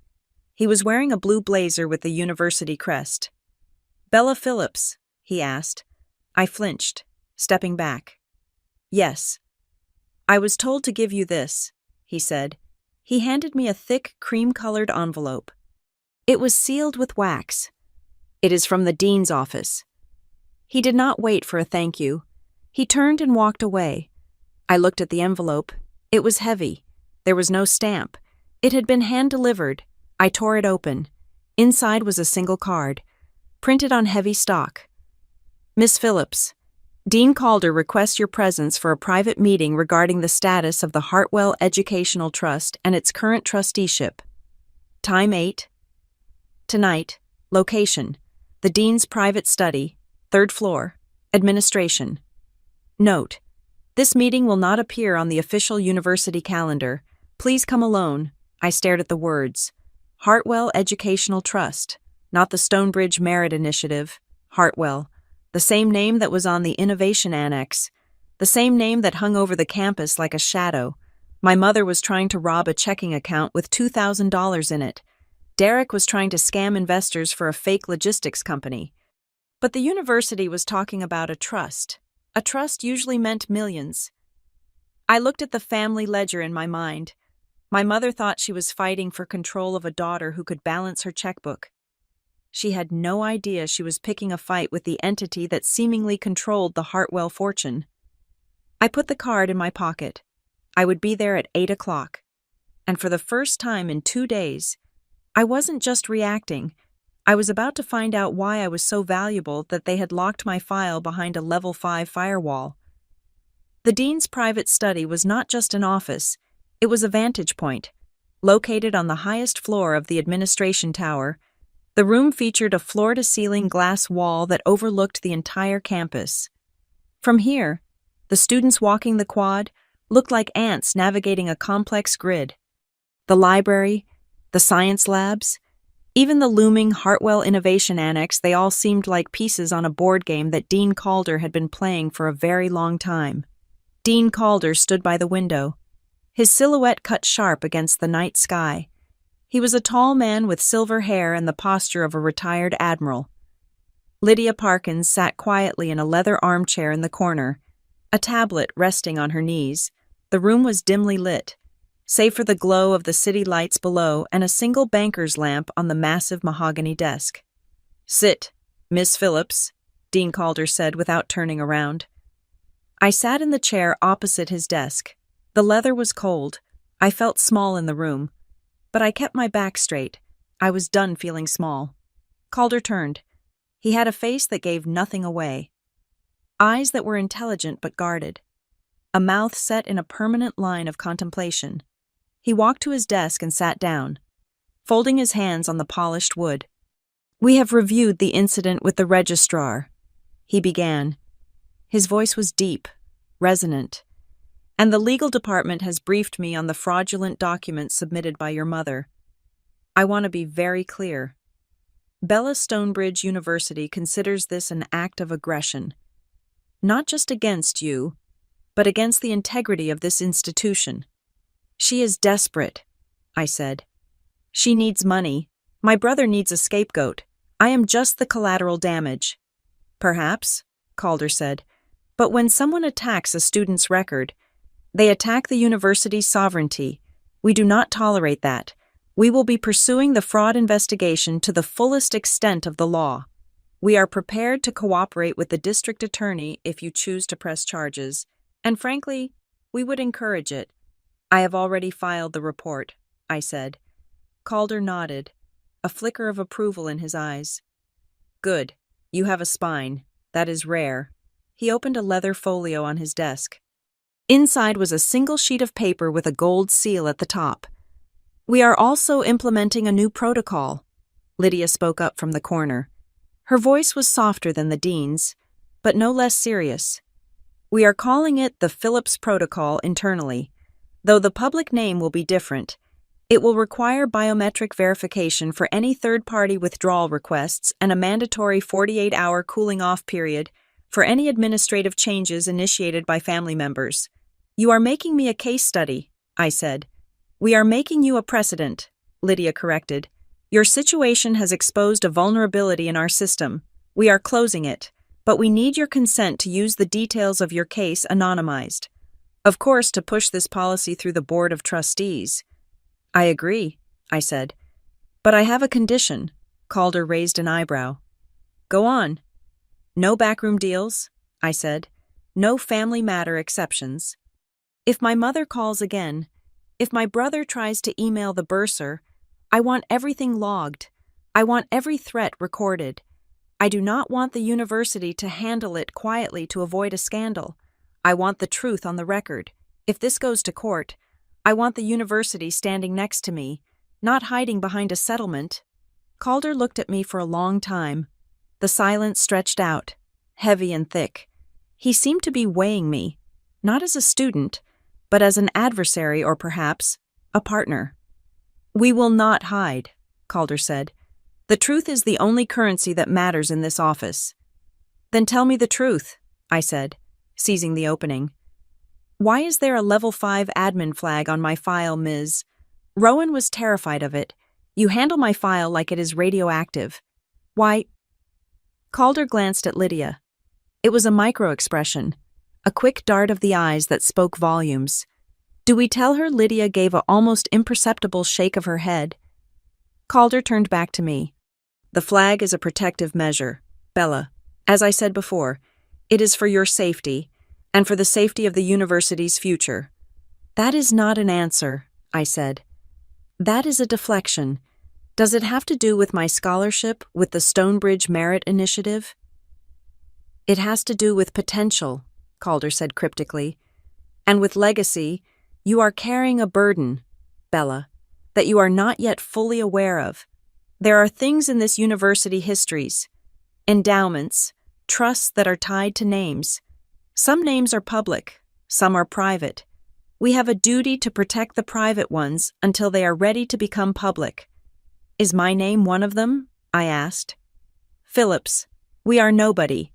Phillips is a name, Calder said. But names can be changed, or they can hide other names. He stood up. The meeting was over. Go back to your studies.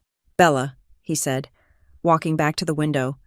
Let us handle the legal battle. You handle the fluid dynamics, and prepare for Founders Week. It is going to be a significant event this year. Why? I asked, standing up. Because, Calder said, looking out at the dark campus, it is time for the university to acknowledge its debts, all of them. I left the office with more questions than I had entered with. The conversation had felt like a dance where I didn't know the steps. Legacy, debts, private names, it all swirled in my head like a dense fog. I walked down the hallway, the plush carpet muffling my steps. My phone buzzed in my pocket. I pulled it out. It was an email notification.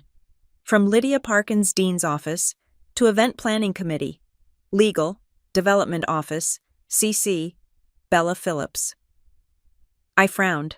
Why was I CC'd on an email to the Event Planning Committee? I opened the message. Subject Confidential Founders Week. Script finalization.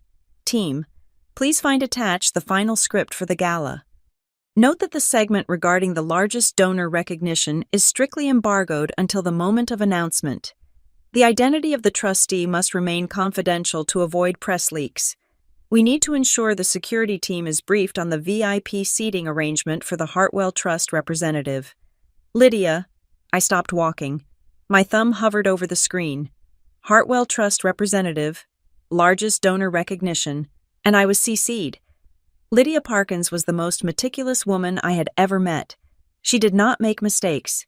She did not accidentally hit copy to a student on a confidential administrative email, unless it wasn't a mistake, unless she wanted me to see it.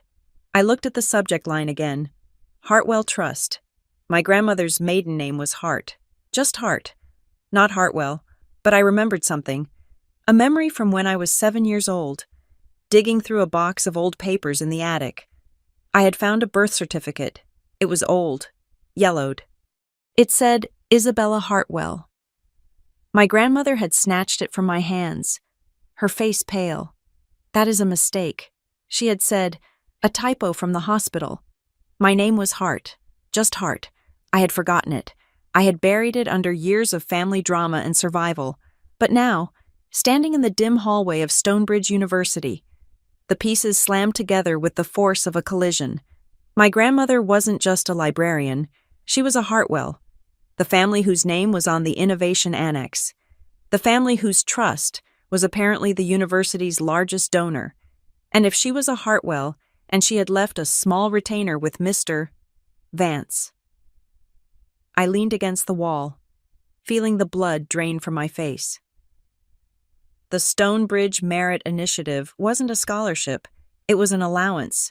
It was my money, or rather, my family's money, the part of the family that my mother had been cut off from, or had hidden from.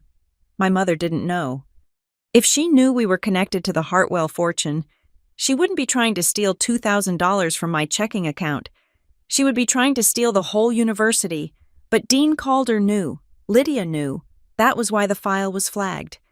That was why they were protecting me with the ferocity of a royal guard. I wasn't just a student. I was the heir to the biggest checkbook in the room, and I was the trustee. The email said trustee, singular. If my grandmother had cut my mother out, if she had skipped a generation because she knew my mother was a leech, then I controlled the Hartwell Trust. My knees buckled. I slid down the wall until I was sitting on the carpet. I wasn't just fighting a family drama. I was sitting on a nuclear warhead of wealth.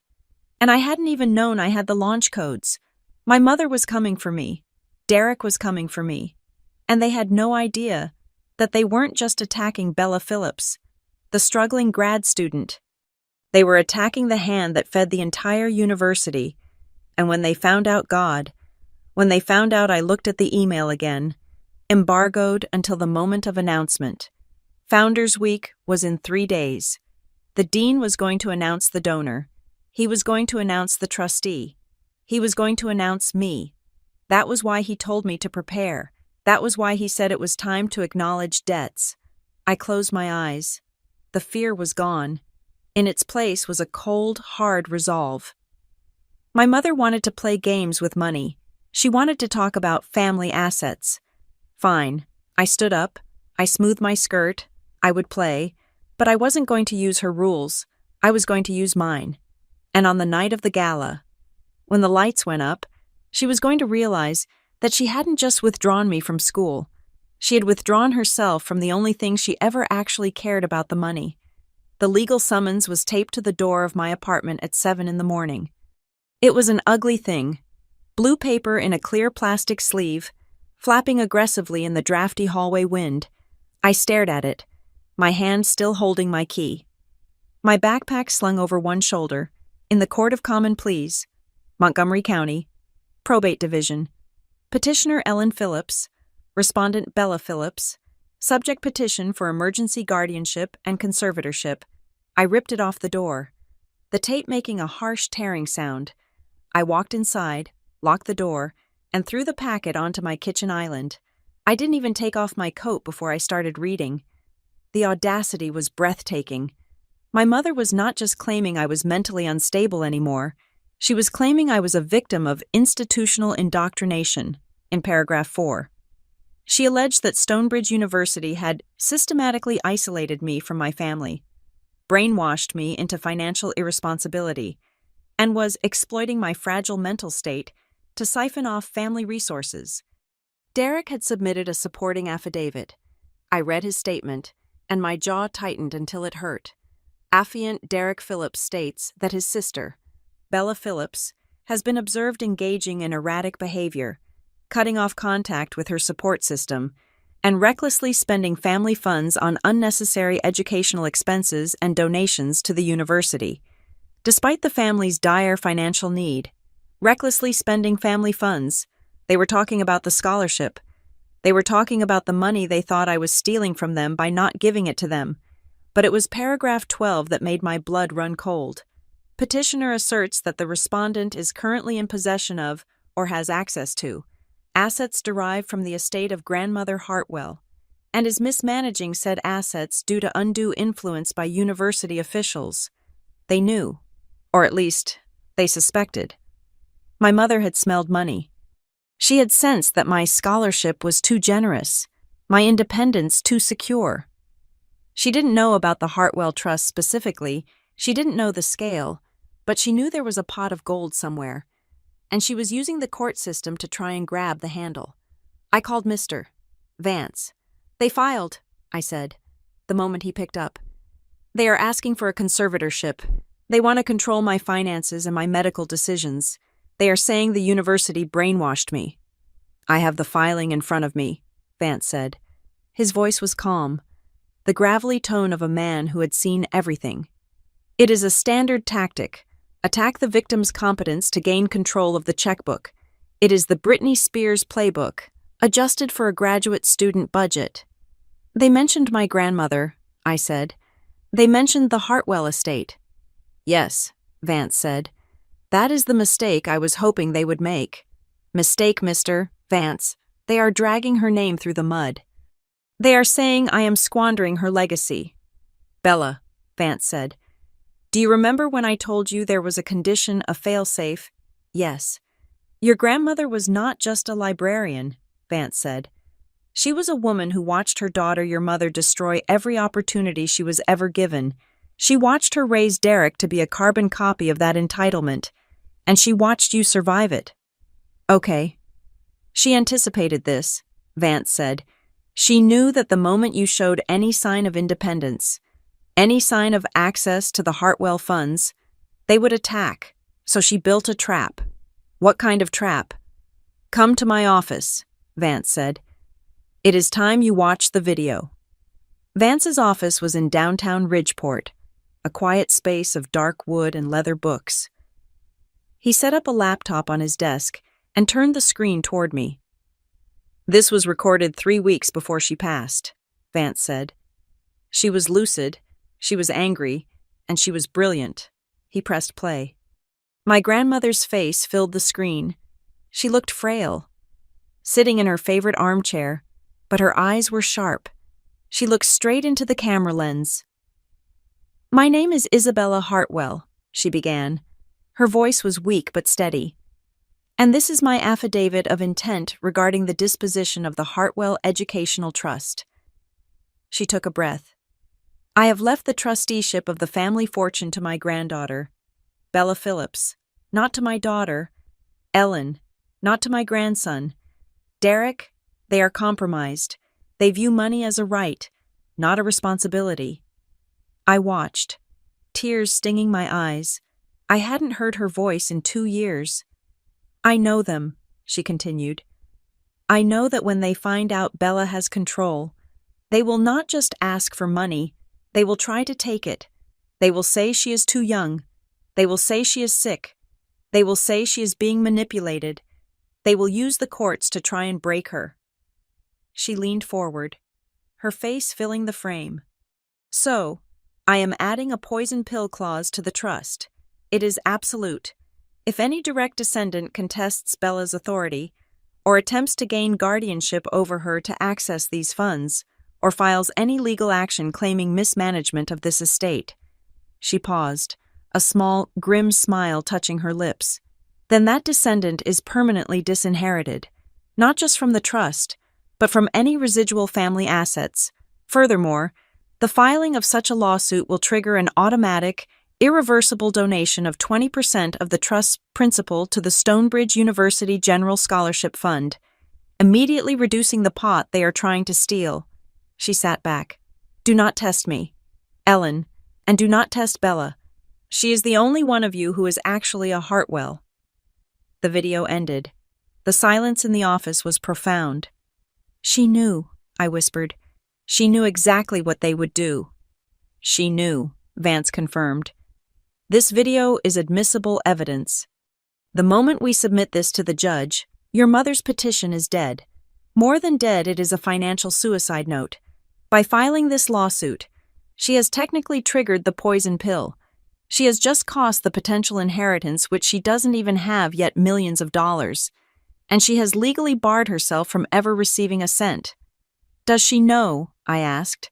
Does she know about the clause? No, Vance said. The will was sealed. The trust documents are private. She thinks she is bullying a student. She does not realize she is suing a fortress. So we file it, I asked. We show the judge. We file a motion to dismiss, Vance said. We attach the video, we attach the trust documents, and we ask for a summary judgment. And given the fraud with the medical documents, we ask for a permanent restraining order. The judge will see that this entire guardianship petition is just a cover for a cash grab. She is going to lose everything, I said. She wanted to control me, and instead, she just cut herself off forever. She made her choice, Vance said gently. You are just the one reading the verdict. My phone buzzed. It was an email from the university, from Dean Calder. Subject legal support and upcoming events, Bella. Our legal team has been apprised of the guardianship petition filed in Montgomery County. We are preparing an amicus curiae brief, a friend of the court, filing to support your competence, and to vehemently deny the allegations of brainwashing. We will stand with you. As a person of significant interest to the university's future, and as someone connected to our most vital endowment, we will not allow this baseless attack to succeed. On a separate note, the Founders Week. Gala is in 2 days. We have reserved a table for you, front and center. It is time the university recognized its friends and its protectors. Calder, I looked at Vance. The dean knows. He knows I am the trustee. Of course he knows, Vance said. Your grandmother worked with him to set this up. He has been waiting for you to be ready. I am ready, I said. I stood up. File the motion. Mr. Vance, submit the video. Let us end this. I walked out of the office into the crisp autumn air. The weight on my chest was gone. My mother thought she was dragging me into court to prove I was weak. She had no idea she was walking into a trap set by a dead woman who loved me more than she ever could. But there was a knot of anxiety still tightening in my stomach. My mother was predictable. When she felt cornered, she lashed out. When the legal avenue closed, when the judge tossed her petition and the poison pill activated, she would not just go home quietly. She would get desperate. Founders Week, the gala, it was a public event. Cameras, press, donors. If she couldn't control me in private, and she couldn't control me in court, she would try to destroy me in public.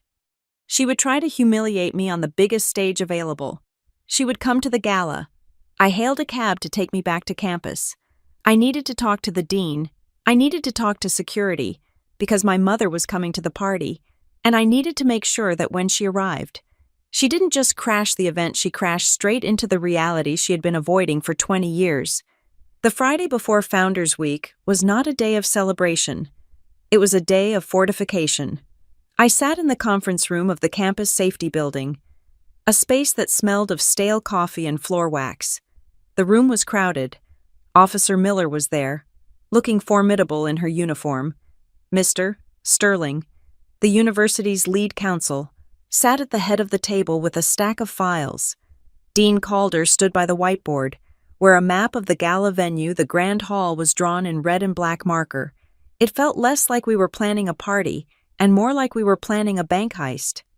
Or rather, a counter heist. We have the perimeter secured, Officer Miller said, tapping a red circle on the whiteboard. We have plainclothes officers stationed at the north and south entrances. If your mother or brother steps foot on the property, we intercept them at the gate. We cite them for trespassing based on the incident report from the registrar's office. We escort them off campus. Quiet. Clean. No, I said. The room went silent. Officer Miller lowered her marker. Mr. Sterling looked up from his file. his glasses sliding down his nose. "Excuse me," Miller asked. "Do not stop them at the gate," I said. I kept my voice steady, though my heart was hammering against my ribs. "If you stop them at the perimeter, they will cause a scene on the sidewalk. They will scream for the cameras. They will play the victims. My mother will tell the press that the big, bad university is physically barring a mother from seeing her daughter. It fits her narrative perfectly." "Bella is right," Sterling said slowly. He took off his glasses and polished them on his tie.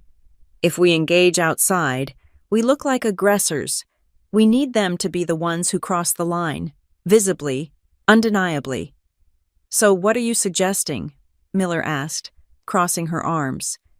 "We just let them walk into the biggest donor event of the year." "We let them in," I said. "We let them think they have won. We let them walk through the doors of the grand hall. We let them think they are about to ambush me." I stood up and walked to the whiteboard. I picked up a blue marker. "My mother craves an audience," I explained. "She does not want a private reconciliation. She wants a public vindication. She wants to shame me into submission in front of people who matter. If you stop her outside, she wins the moral argument in her head. But if you let her inside, if you let her start screaming in a room full of senators, judges, and billionaires, she exposes herself." "It is a risk," Dean Calder said. His voice was deep, a warning. "It could disrupt the ceremony." "It will only be a disruption if we aren't ready," I countered. "Let them in. Let them move toward the VIP section. But keep your officers waiting in the wings, not posted at the door. Let them commit the act of disorderly conduct. Let them show every wealthy donor in that room that they are exactly what I've said they are: unstable and dangerous." Calder studied me. He saw the calculation in my eyes. He saw his grandmother's steel. "Let them trap themselves," Calder murmured. "Exactly," I said. "And while they're doing that, I'll be on stage. The contrast between their behavior and my position, that will finish it. That will be the kind of evidence no judge can shrug off." Officer Miller glanced at the dean. Calder nodded once. "All right," Miller sighed. "We move on your signal, but the second they lay a hand on you, or the second they get within 5 feet of the podium, we step in and remove them, immediately." "Agreed," I said. We spent the next 2 hours going over the logistics, camera angles, microphones. We arranged it so that if my mother started shouting, the ambient mics in the hall would pick it up, recording it for the legal file, but the house speakers would cut out, minimizing the impact on the guests. It was a trap, elegant and cruel, but I needed more than just a public meltdown. I needed the smoking gun. I needed to know why Derek was so desperate. The logistics company story was thin. The fraud with the credit card was sloppy. There was a panic driving him that I did not fully understand. I left the security meeting and went to the law library. I didn't need a student ID to access the public court records database. I just needed a terminal and patience. I searched for Derek Phillips. The screen filled with results. It was worse than I thought. It wasn't just small claims court. There were 3 active lawsuits filed in the last 6 months. One from a commercial landlord for unpaid rent on a failed vape shop venture. One from a leasing company for a default on a luxury car.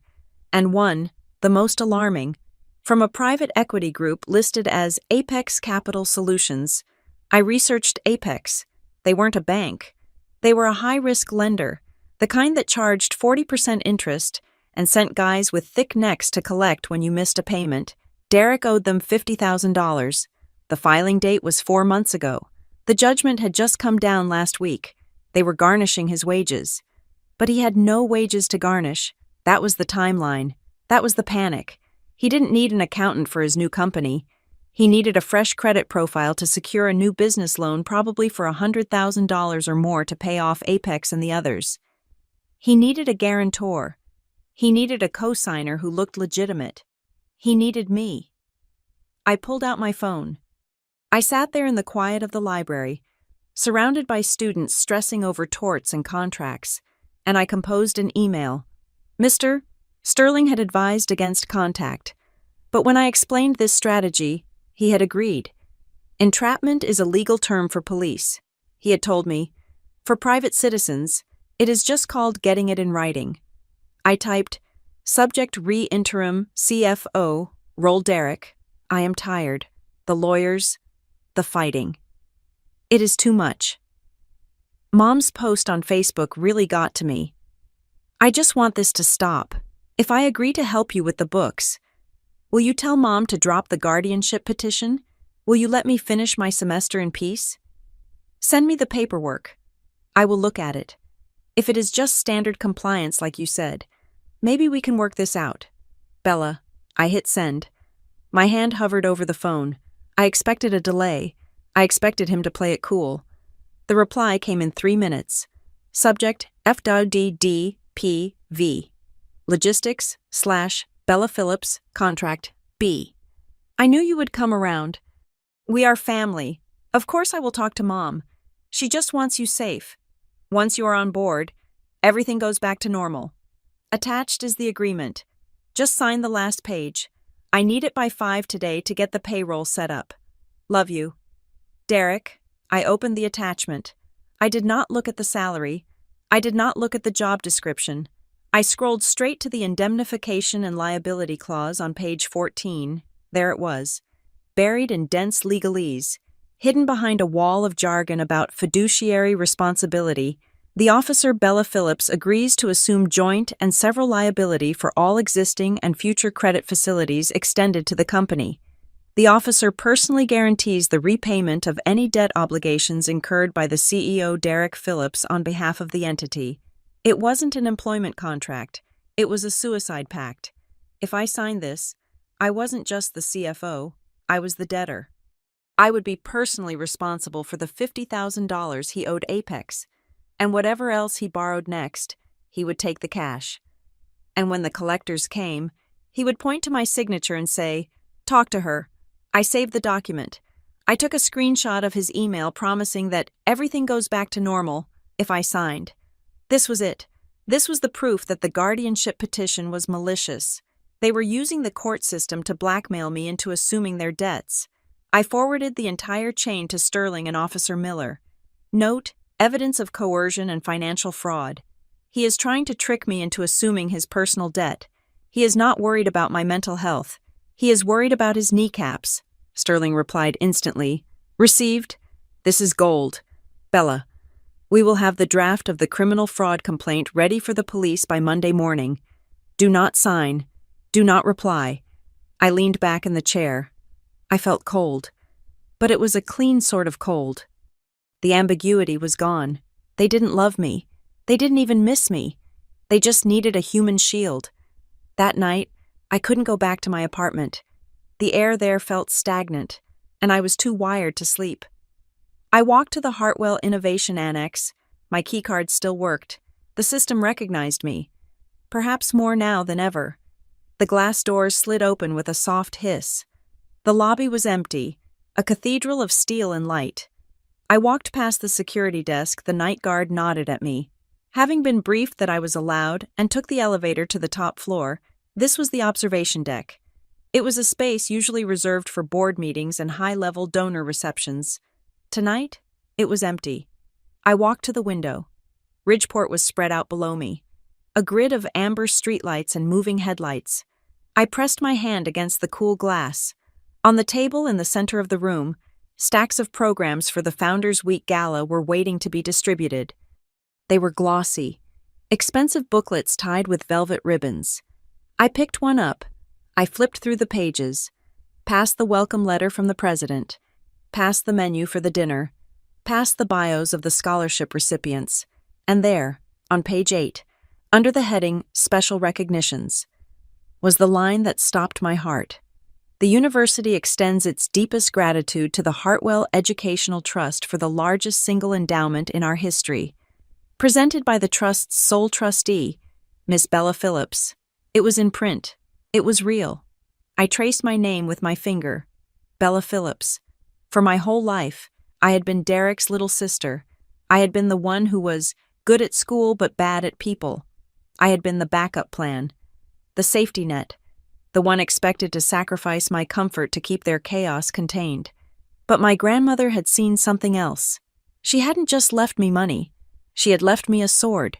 She had left me this building, this legacy, this power. You do not owe anyone the right to control your life. Her voice echoed in the empty room. I looked out at the city. The fear of seeing my mother was fading, replaced by a strange anticipation. I wasn't the girl hiding in the fluid dynamics lab anymore. I was the trustee. I was the one who held the pen.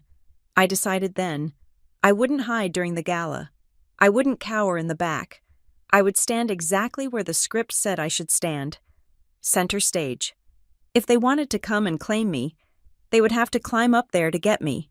And looking at the drop from this window, I realized just how high up I actually was. My phone buzzed in my pocket. A single vibration. I pulled it out. It was a text from my mother. She must have realized I hadn't signed the contract by the 5 o'clock deadline. The niceties were gone. The worried mother act was dropped. Mom, I know you are reading this. Derek showed me the email. You think you are clever. You think you can ignore us. I watched the 3 dots dance as she typed the next part. Mom, I am coming tomorrow. I will be at that gala. I know where it is. And I'm going to stand up in that room and tell every single person there who you really are. I will tell them about your episodes. I will tell them how you abandoned your family. You will be ashamed to show your face in this town when I'm done. I stared at the screen. She thought she was threatening me with the truth. She thought who I really was a secret she could use to hurt me. She had no idea. I didn't reply. I simply turned off the phone. I looked back at the program, at my name printed in elegant black serif font. Who I really am. I thought, come on then, Mom, I whispered to the empty room. Come and tell them. I placed the program back on the stack. Perfectly aligned. I was ready. The trap was set. The script was written. All that was left was for the actors to take their places. The Grand Hall of Stonebridge University was designed to intimidate.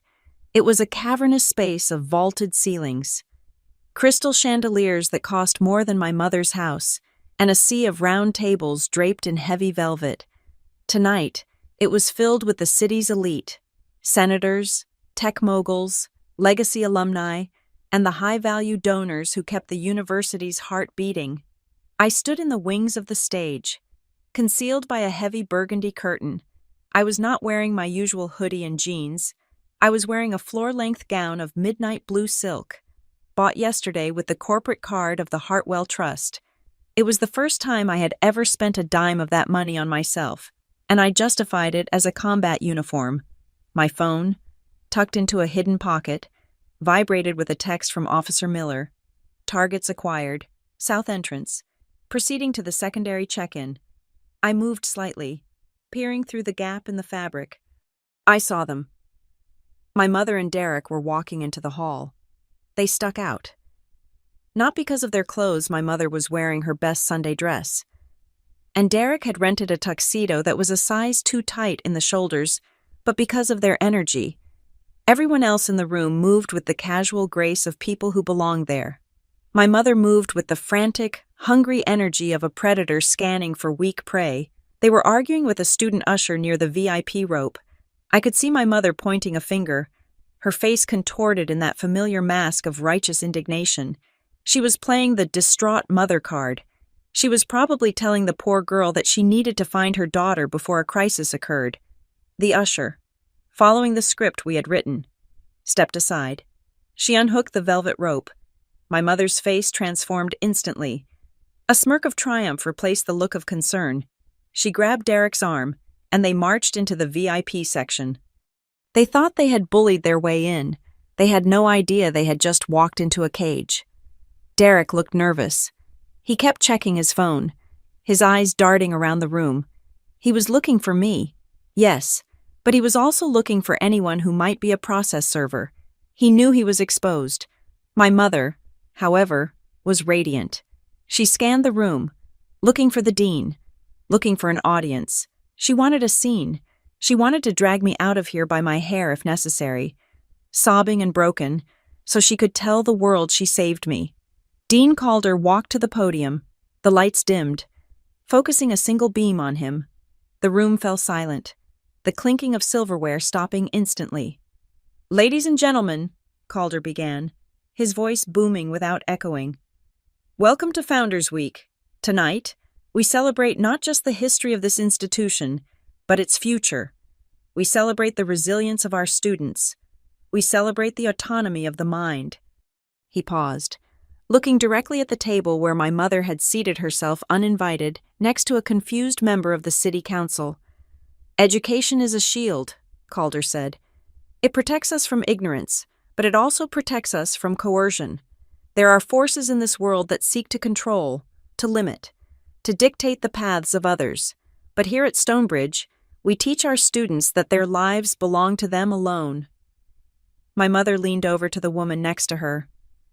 I could see her lips moving. I knew exactly what she was saying. "He is talking about me. My daughter is being held here against her will." The woman looked uncomfortable, shifting away. "Tonight," Calder continued, his voice rising, "is a historic night. For decades, this university has been supported by a silent partner, a legacy of generosity that has remained anonymous, respecting the wishes of a founder who believed that deeds speak louder than names." Derek nudged my mother. He was whispering something. He looked excited. He probably thought the dean was about to announce a new grant that they could somehow intercept. "However," Calder said, "the time for silence has passed. The trust has undergone a transition of leadership. A new generation has stepped forward to take the helm.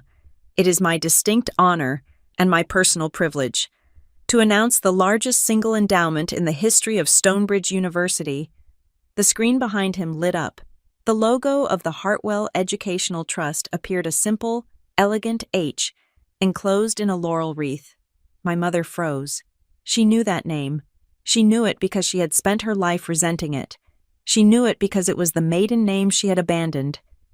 "This year's gift of $50 million, Calder announced, and a gasp went through the room, "is dedicated to the new Engineering and Autonomy Initiative, and here to present it is the sole trustee of the Hartwell estate."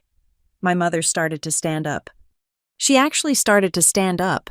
In her delusional, narcissistic mind, she heard Hartwell and thought, "That is my mother's money. That is mine." She thought the dean was calling her. She fixed her hair, a smile of greedy vindication plastering itself onto her face. She was ready to walk up there and accept the check she thought she had been cheated out of for 20 years. "Please welcome," Calder said, his eyes locking onto the curtain where I stood, "Miss Bella Phillips." My mother stopped. She was hovering halfway out of her chair, her knees bent, her mouth open. I stepped out from behind the curtain. I walked into the spotlight. The applause started slowly, a few polite claps, and then, as the students in the balcony realized who it was, as the faculty recognized the girl from the fluid dynamics lab, it swelled. It became a roar. I walked to the podium and stood next to the dean. I looked out at the sea of faces, and then I looked down, right at her. My mother collapsed back into her chair. The color had drained from her face so completely she looked like a corpse. She stared at me, and for the first time in my life, I saw zero calculation in her eyes. I saw only pure, unadulterated shock. The math finally hit her.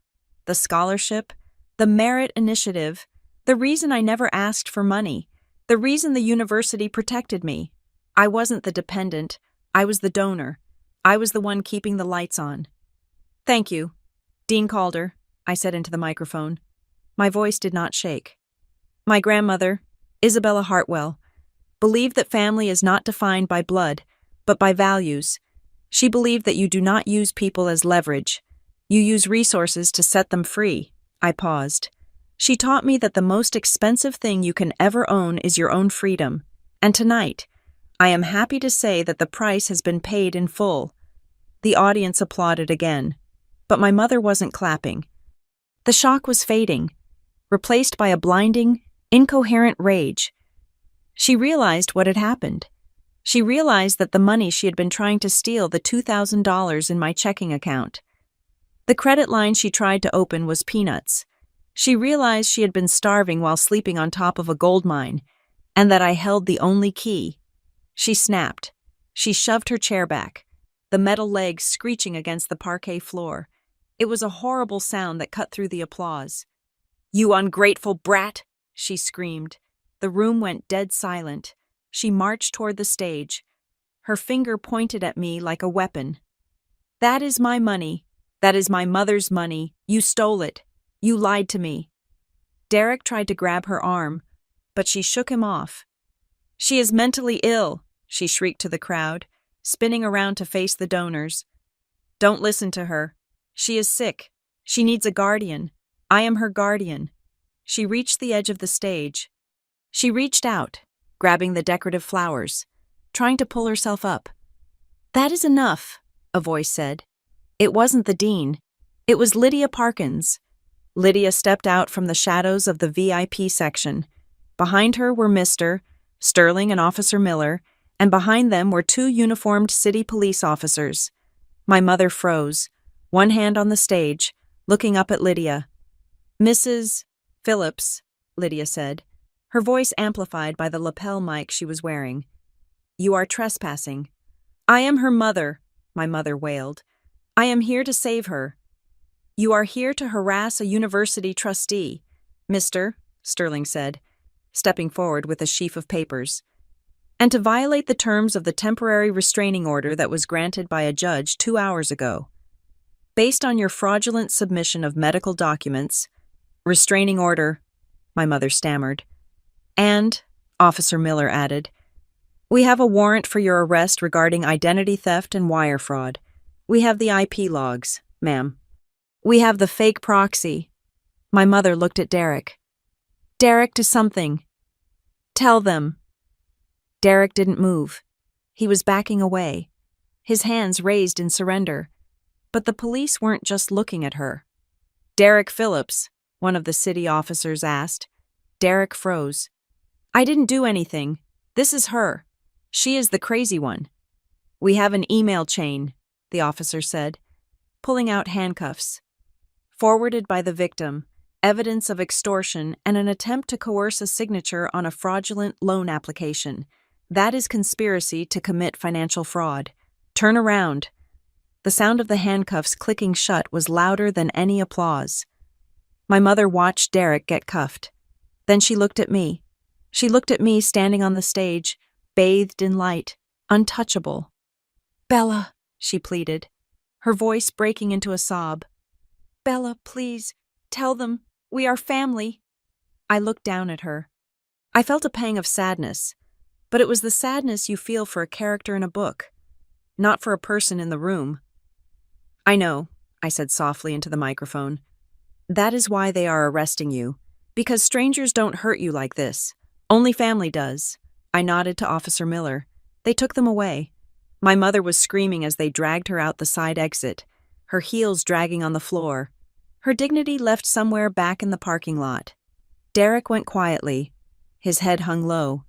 Knowing his house of cards had not just fallen, it had been incinerated. The doors closed behind them. The silence in the hall was heavy. Everyone was looking at me. They were waiting to see if I would crumble. They were waiting for the nervous breakdown my mother had promised. I took a deep breath. I looked at Dean Calder. He nodded. I turned back to the microphone. "I apologize for the interruption," I said. As I was saying, the Engineering and Autonomy Initiative is open for applications starting tomorrow, because at Stonebridge, we believe that no student should ever be forced to choose between their education and their safety. The ovation that followed was not polite. It was thunderous. It was a wall of sound that washed over me, cleansing the last of the shame away. 6 months later, the fluid dynamics lab was quiet. I stood in front of the whiteboard, the final equation of my thesis written in black marker. "The correlation holds," Professor Holloway said. He was sitting at a desk, looking at my data. He didn't smile. He never smiled, but he nodded. "It is elegant work, Miss Phillips." "Thank you, Professor," I said. I walked out of the classroom and down the hall. I passed the registrar's office. There was a new sign on the wall. family interference policy, strict ID verification required for all third-party inquiries. They called it the Phillips Protocol. My phone buzzed. It was an email from Arrowvale Systems. Subject: welcome aboard. Dear Bella, we are thrilled to confirm your start date as a junior systems engineer. The background check has cleared. We look forward to seeing you on Monday. I smiled. It was an entry-level job. The pay was good. Not great.